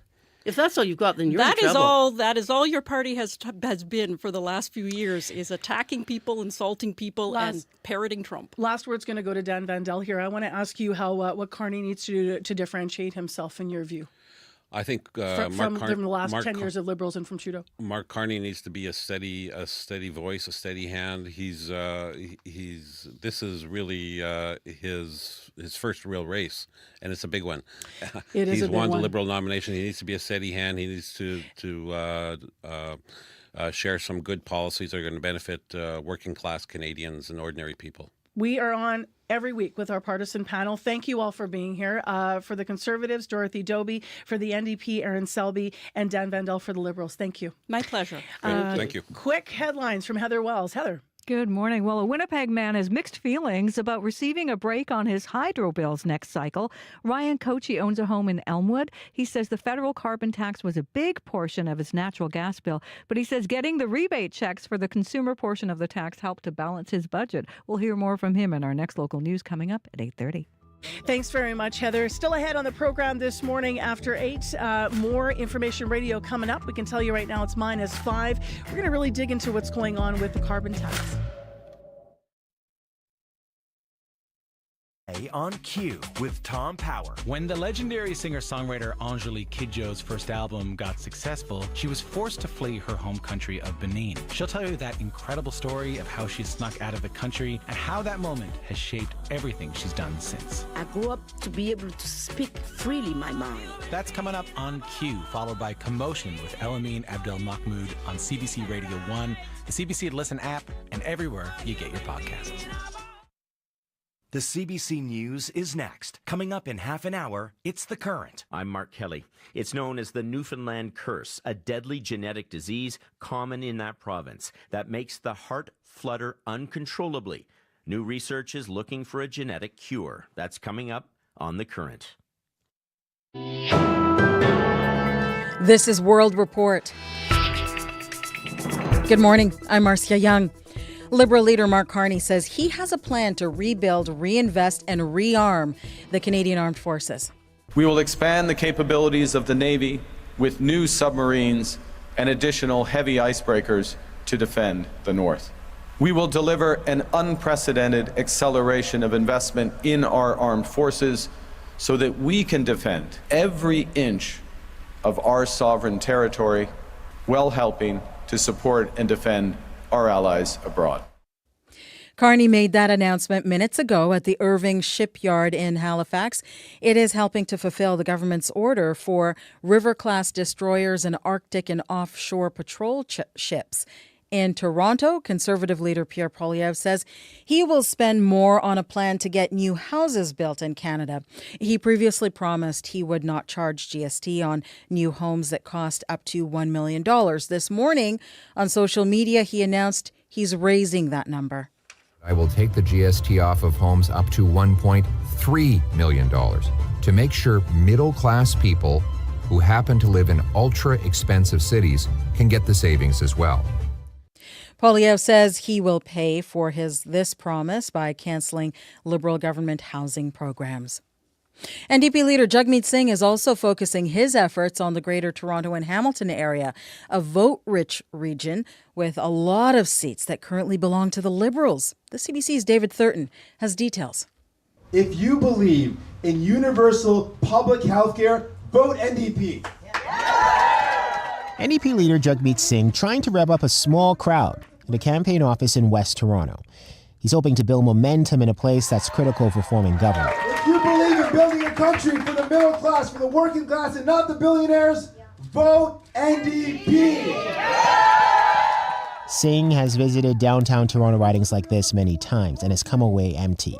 This time, the campaign hopes his persistence and a slate of candidates well known in their community could make a difference. You've seen her passion, you've seen her commitment. Now let's send her to Ottawa! Rutila Karpoche was elected to the Ontario legislature as an NDP MPP. Now she's running federally in Tioga Parkdale High Park. I have had the honor of representing this riding as member of provincial parliament for the last 2 terms, and now I'm ready to continue that work. Although voters may want to vote for New Democrats, not all do. Longtime NDP supporter Ardith Ekdahl knows that problem well. People do strategic voting. They've done it in this riding before. We've got Rutila Karpoche here, and so I hope that she isn't a victim of that. Today, the campaign moves to Hamilton, another city where the party lost ground to the Liberals in the last election. David Thurton, CBC News, Toronto. CBC News has confirmed Canada's spy agency has evidence Indian government agents tried to influence the race that made Pierre Poilievre Conservative leader.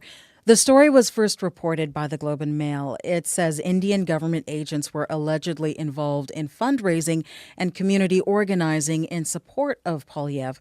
But it's not clear how extensive these efforts were. CSIS also says it has no evidence of Poilievre or his campaign team being aware of these alleged efforts. Ukraine says Russia launched 139 drones and a ballistic missile during an overnight attack. At least 2 people were injured in the Kyiv region. The fighting between Russia and Ukraine is not letting up, despite ongoing ceasefire talks in Saudi Arabia. This week, Western military commanders will meet to discuss what happens when the fighting stops. But as the CBC's Murray Brewster tells us, their peacekeeping plans hinge on a lot of uncertainty. And I'll emphasize that we don't know what the conditions of such a ceasefire could be. Lieutenant General Steve Boivin is Canada's military operations commander. So we are working off a number of assumptions and developing contingency plans. Boivin has been given the unenviable task of planning for a deployment of Canadian troops should there be a ceasefire between Russia and Ukraine. A ceasefire is not a give-in. Even still, in early March, Canada signaled it is willing and ready to contribute soldiers. Final sign-off, however, would have to come from whichever party wins the federal election. Boivin says the military will give decision-makers options.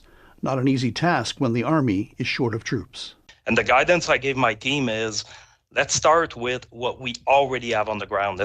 Boivin says Canadian troops assigned to train Ukrainian forces may have to be re-rolled for peacekeeping. There is broad skepticism about this UK-French proposal, which British Prime Minister Keir Starmer has called the coalition of the willing.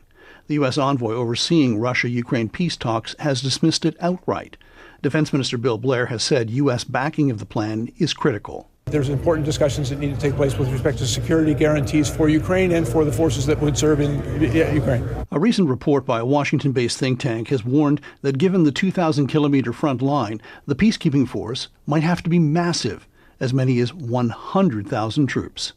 Murray Brewster, CBC News, Ottawa. A major security breach is causing alarm in the United States. A journalist was inadvertently added to a sensitive and classified group chat that included the U.S. Vice President and Secretary of Defense. During that chat, high-level military operations were being discussed, including recent U.S. strikes in Yemen. The CBC's Sarah Levitt joins me now from Washington. And Sarah, tell us about some of the reaction. There's been widespread condemnation about this text message group, its contents, and the fact that a journalist was added to it. The Atlantic's editor-in-chief, Jeffrey Goldberg, came out with this story yesterday, a real bombshell, explaining that he'd been added to a text thread on the app Signal, one that apparently included high-level members of the Trump administration. We're talking Vice President J.D. Vance, Defense Secretary Pete Hegseth, discussing operational details about an imminent U.S. military strike on the Houthis in Yemen. Goldberg says at first he didn't think the thread was real until the exact details shared were confirmed later with the successful attack. And a National Security Council spokesman has said it appears the text thread is authentic. So now there appears to be bipartisan support for an investigation. Let's hear from the Republican Congressman Brian Fitzpatrick. Then we'll hear from Democrat Congressman Tom Swayze. And if the interrogatory comes back that hearings are warranted, which they may very well be, we bring the witnesses in, we agree on who those witnesses should be, gather the facts, and then figure out the next steps. What are the Chinese saying right now? What are our European allies saying? How do they feel about sharing intelligence data with us? How is the Trump administration reacting? Well, Trump himself was asked about it, but said he wasn't aware of the story.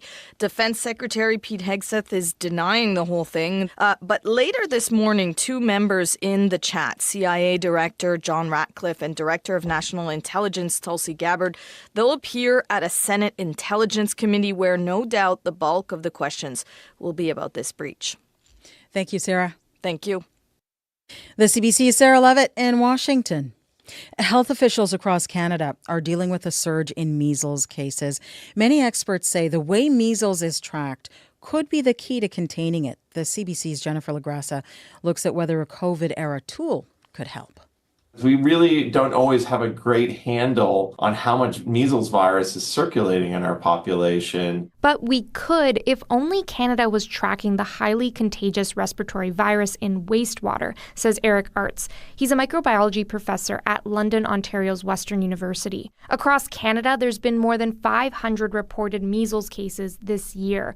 But Artz says that number is likely higher. We could identify the wastewater catchment areas where the measles virus might be spreading, and then put in public health measures that would make a huge difference. For example, health officials could do targeted vaccination or education campaigns, which could control the spread as the virus is mostly targeting people who are unvaccinated. And this is what is allowing it to spread so rapidly. Dr. Christine Navarro is with Public Health Ontario. The province is dealing with the largest outbreak. More than 24 people have been hospitalized, most of them unvaccinated kids. What's devastating is that this is preventable. Dr. Caroline Quash is a pediatric infectious disease specialist in Montreal. While surveys show majority of Canadian parents want their children vaccinated, she says about 3 to 5% are against all types of vaccines.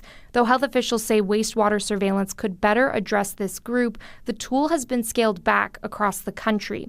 The Public Health Agency of Canada's online tracker doesn't currently include measles. Jennifer LaGrassa, CBC News, Toronto.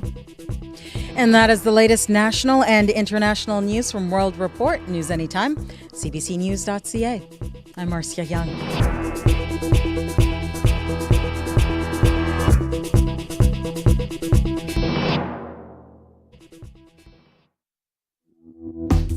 Good morning, Manitoba. We are getting through March now. We're already at the 25th. A week from today, April 1st. That date's actually significant in the story we're about to tell you about this half hour on CBC. I'm Marcy Marcusa. You're on 89.3 FM, 990 AM on the app and on YouTube here on Information Radio, your morning show. Well, let's talk about April 1st. Manitobans will soon save hundreds of dollars a year on their hydro bills. That's when the federal carbon charge is officially removed. April 1st. But climate change advocates have questions about what new policies will be implemented in its place. CBC's Mike Arsenault is in studio. He's going to tell us more about this and also more about how some Manitobans are responding. We're going to have a nice day ahead here in the city of Winnipeg. A little cooler up north, but we're on our way to warmer conditions, at least for a couple of days here in the southern part of the province. Stay tuned. Abby's got your forecast as well in a moment.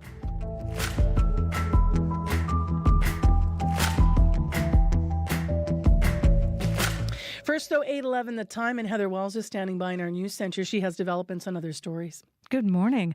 Well, a Western Manitoba MLA has resigned his provincial seat so he can run in the federal election. Grant Jackson will be the Conservative candidate in Brandon-Souris. He aims to replace Larry Maguire, who bowed out after 11 years as the area's MP because of a health condition.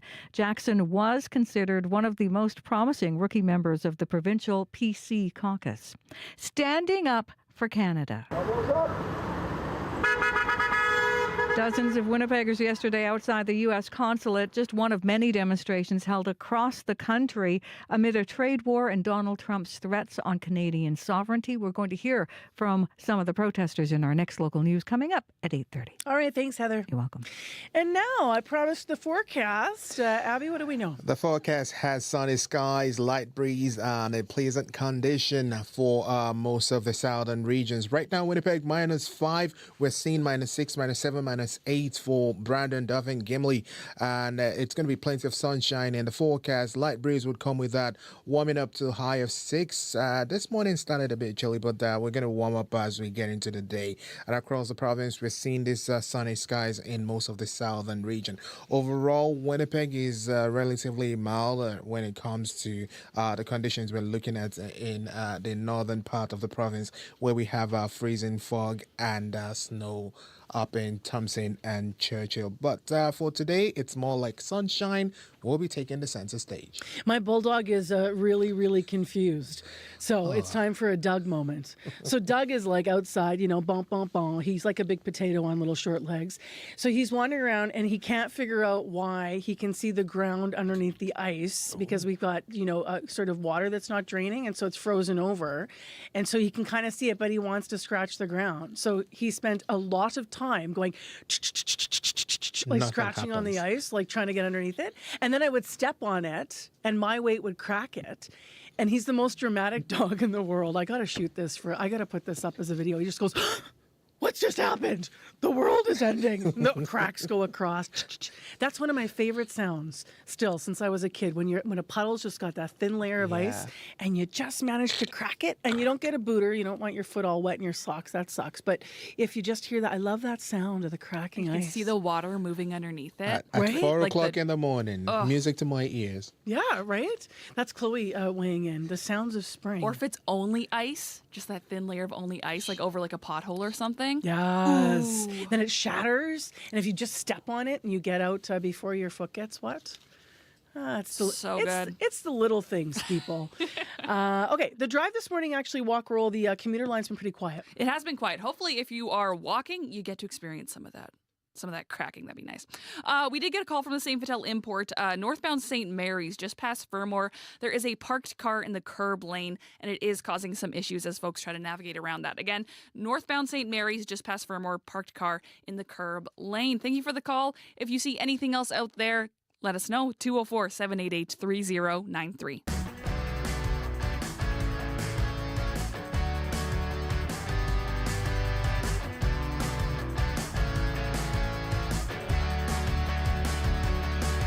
Well, as I mentioned, your Manitoba hydro bill may soon be going down. The federal consumer carbon tax will be scrapped as of April 1st, a week from today.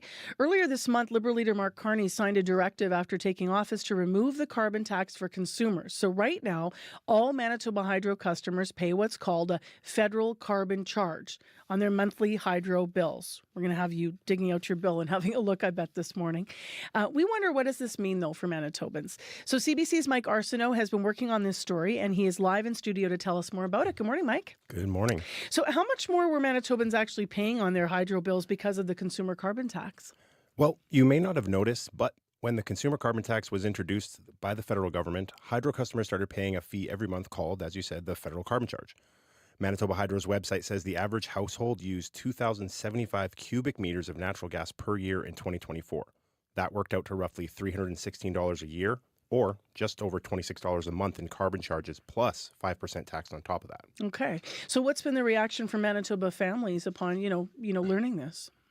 Well, I spoke with Ryan Kochi, a homeowner in the Elmwood area where he lives with his partner and their 4 children.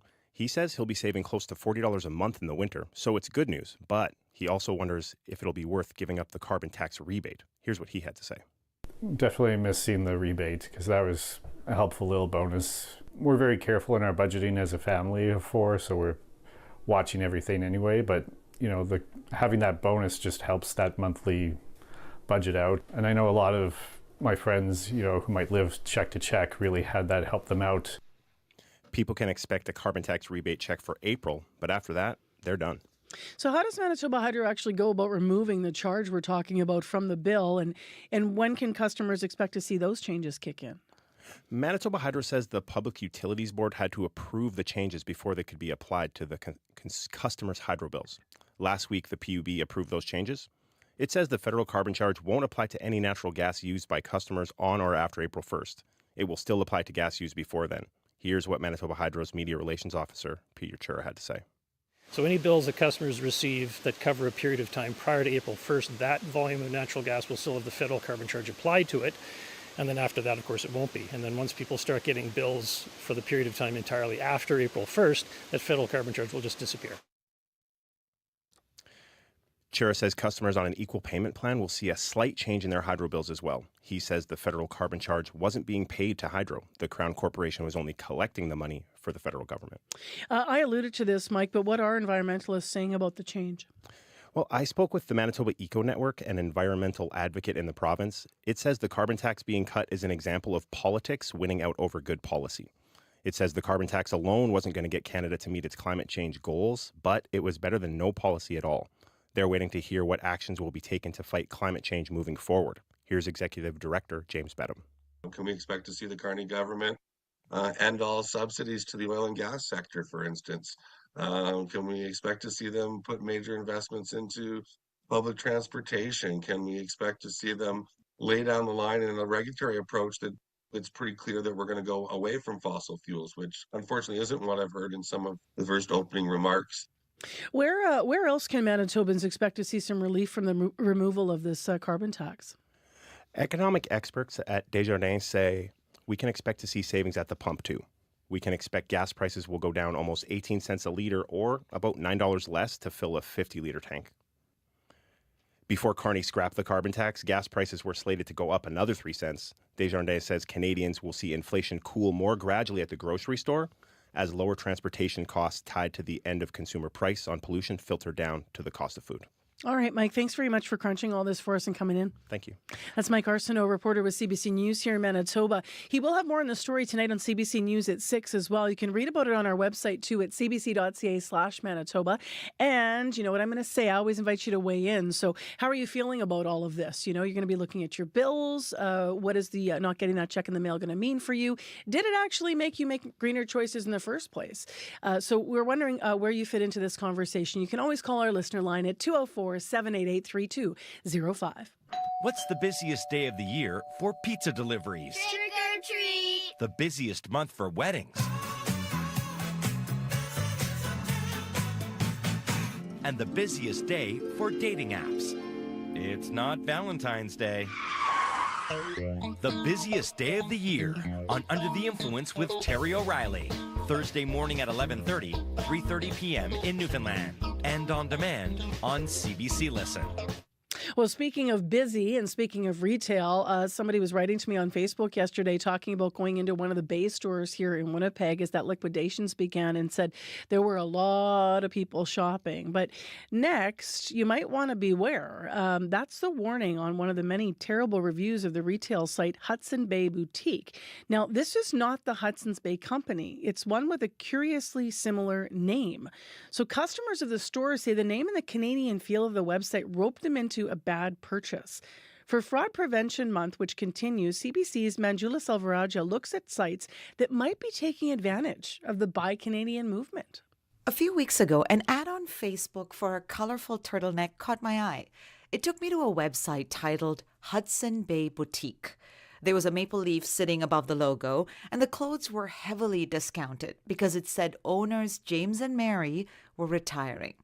There was even a picture of a couple staring into each other's eyes in front of a store of the same name. Merlin Braun of Winnipeg landed on the same website. I'm usually quite careful. I don't usually look at the sites that are retail kinds of things on Facebook. Suddenly there was this picture of these shoes that looked pretty dang good, and the company using the same font as the Hudson's Bay Company.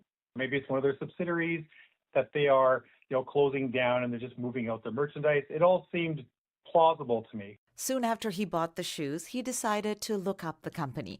The website claims to have more than 3,800 reviews with an average rating of 4.5 stars on Trustpilot, a review website. However, when Braun went over to trustpilot.com, that's not what he found. The actual rating fluctuates around 1.3 stars from just over 70 reviews, with several calling it a scam. He was unable to get the store to cancel the order.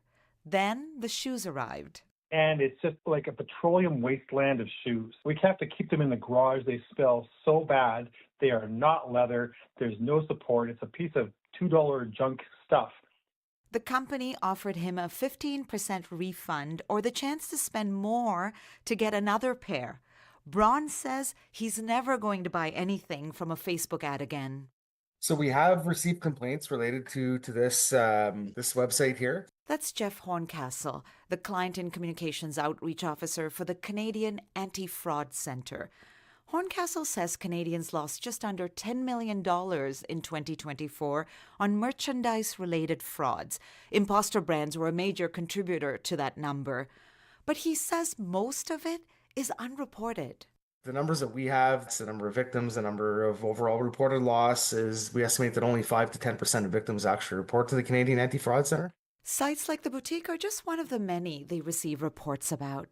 Michael Matchuk had a similar experience on a website called Maple and North. The Montreal man ordered a hoodie, found the bad reviews after, asked for a cancellation and didn't get it. He says the hoodie, which then came in the mail, was low quality and ill-fitting, with the tags cut off. So immediately I started the returns process. What I didn't realize was that the returns were to China at my own expense. So ultimately, at the end of the day, it would have cost me just about the same price, almost as the sweater, as it would be to return it. He started looking further into Maple and North and found something strange. I realized that the exact same website, the exact same products that were on Maple and North had come up on Hudson Bay Boutique, as well as another company called Ivory Montreal. All three websites have a similar look. All three claim to be closing soon, offering significant discounts. All three have aspects that reference Canada. Others venting on social media about allegedly being scammed named a few more websites with a similar shtick. Here's the problem. These sites exist at a time when people across the country are doubling down on buying Canadian, a movement launched in response to the trade war with the U.S. If there's anything universal in this world of deception, is that emotional hooks are some of the most effective. It's playing to the emotion at the time, and this is where they become really, really effective. Jevin West is a professor at the University of Washington and co-founder of the school's Center for an Informed Public. He's the co-author of the book Calling BS, The Art of Skepticism in a Data-Driven World, a book inspired by a popular course he teaches. Videos from his course are available on YouTube. He says that even though the public is getting better at spotting scams, the scammers are getting better too, leveraging technology. His advice? The big thing is, if it pulls at your emotion strings, your fear, it makes you happy, all those important human emotions, pause. And do some extra checking. And we sort of call that, reading horizontally. That means open new tabs and be a fact checker, especially if money's involved. Jeff Horncastle of the Canadian Anti-Fraud Centre recommends using a payment system backed by insurance, like a credit card. He says victims should report their experience to the centre. Neither the Hudson Bay Boutique or Maple and North replied to CBC's requests for an interview. So for now, be wary. Not everything that claims to be Canadian is. I'm Manjula Selvarajah for CBC Radio. Time right now is 8:26 a.m. We have local news coming up at 8:30. But before we get there, Marjorie Dalhouse has popped in to tell us what's on the call-in today. Hi. Hi, Marcy. Well, today, recently you may have heard the Winnipeg Humane Society went to Winnipeg, the City of Winnipeg's Executive Policy Committee, and asked that the city give grants and tax breaks to developers to create more pet-friendly housing. We know that there are a lot of people out there with pets, with furry ones considered family. There is a need for pet-friendly housing, not only in Winnipeg, not only in Manitoba, but right across the country. And the CEO of Humane Canada will join us after 12:30 to take your questions on whether or not we should have more pet-friendly housing, and if so, what does it look like? How much do we need in order to accommodate? Because a lot of folks are surrendering their pets as a result, and because they're considered family members, I right, know. Marcy? Well, and everybody kind of also knows that person that like just sort of snuck in the cat. Dogs are harder, but like, Yeah. you know, and I'm not suggesting you do this, but that's what people resort to because they're like, they can't imagine giving up their pet. They can't find a Yeah. place. They need housing. It's in slim supply. Yeah. So it'll be interesting to hear the different stories, you know, of where people had to surrender animals or what they did when they were Yeah. faced with this dilemma. Or maybe they have a good story and they did end up finding a place in Yeah. order to keep their loved one with them, their pet. So between 12:30 and 1 o'clock, that is the call-in on Radio Noon. Thank you, Marge. Thank you, Marcy. So Marjorie Dalhouse, of course, the host of Radio Noon, can check that out. I also want to mention something that we have coming up tomorrow on the show. It's going to be our medical column. You might know that 2 NASA astronauts returned to Earth earlier this month after 9 months on board with the International Space Station. Dr. Raj Bhardwaj is going to talk on his column tomorrow about the stresses that being in space put on the human body. So he's going to talk more about that. So that'll be just kind of a cool, interesting column to hear about. Right now in Winnipeg, we're still at -5. We've been there actually all morning long, so our temperature hasn't moved at all. But it's going to. We'll be on the move to a high of 6 degrees with lots of sunshine today.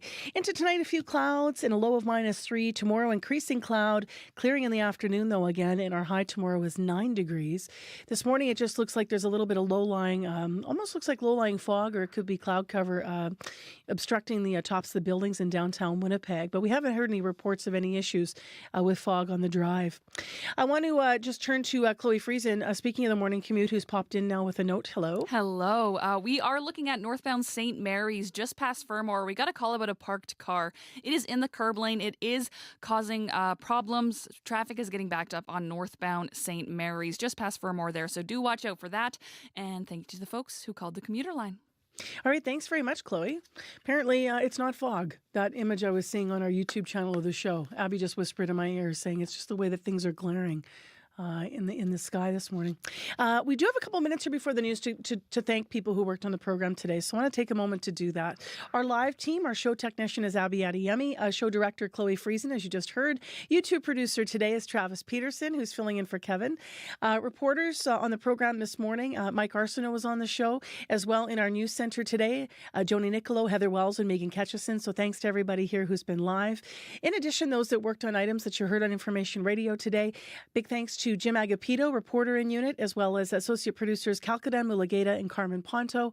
Producers at CBC Manitoba, Donna Carrero contributing today, as well as in unit, Corey Funk is filling in as show's producer this week, and Nellie Gonzalez is filling in for Leif Larson as at CBC Manitoba's senior audio producer. So thank you to everyone who worked on the program today for all of your work and all your calls.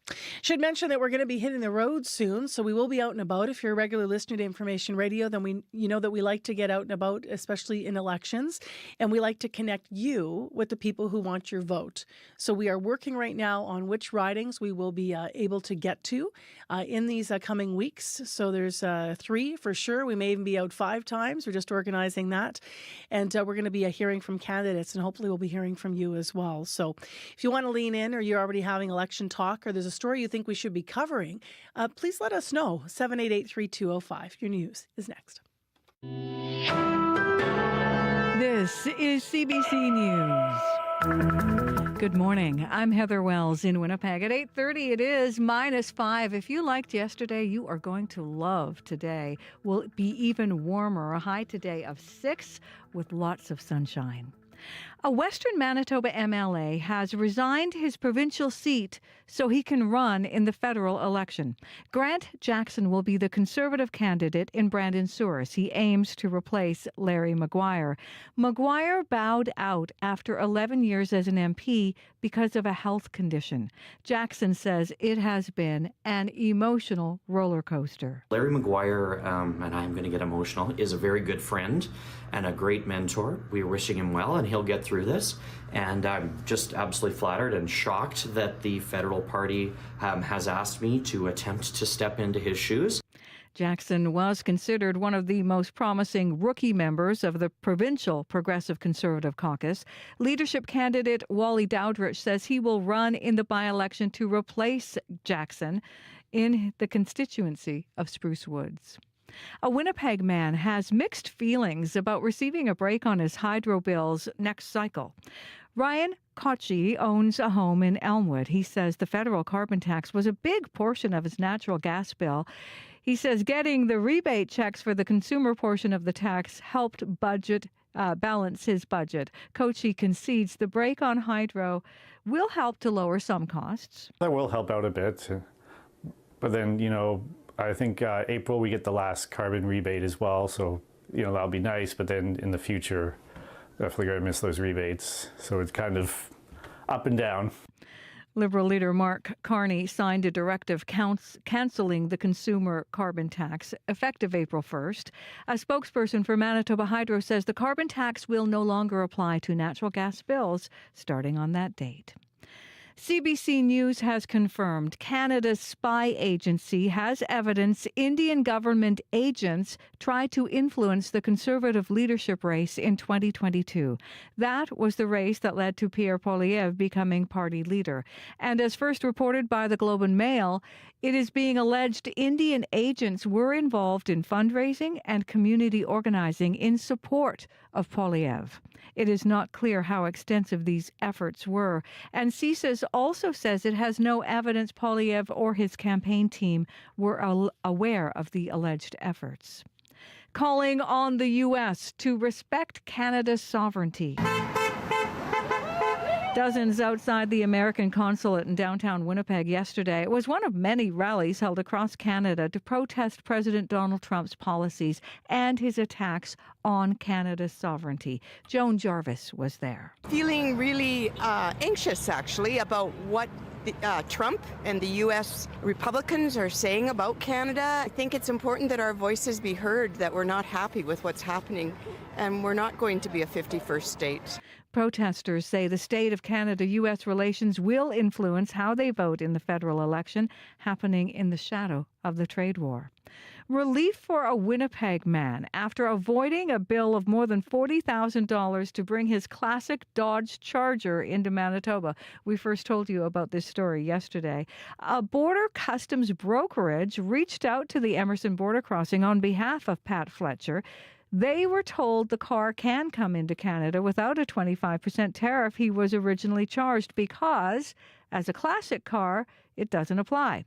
Pat Fletcher is now putting the situation in his rear view. I'm going to be at U-Haul renting a trailer as soon as they open and head to the border to get my car and bring it back. I just can't believe it's happening. He finally gets his dream car home. The Canada Border Services Agency would not comment on whether the 25% tariff had been mistakenly added, citing privacy laws. They also say travelers can ask for an adjustment if they feel a surtax has been improperly added. You can find more news updated throughout the day. All you have to do is head to cbc.ca/Manitoba. All right. Thank you, Heather. You're welcome.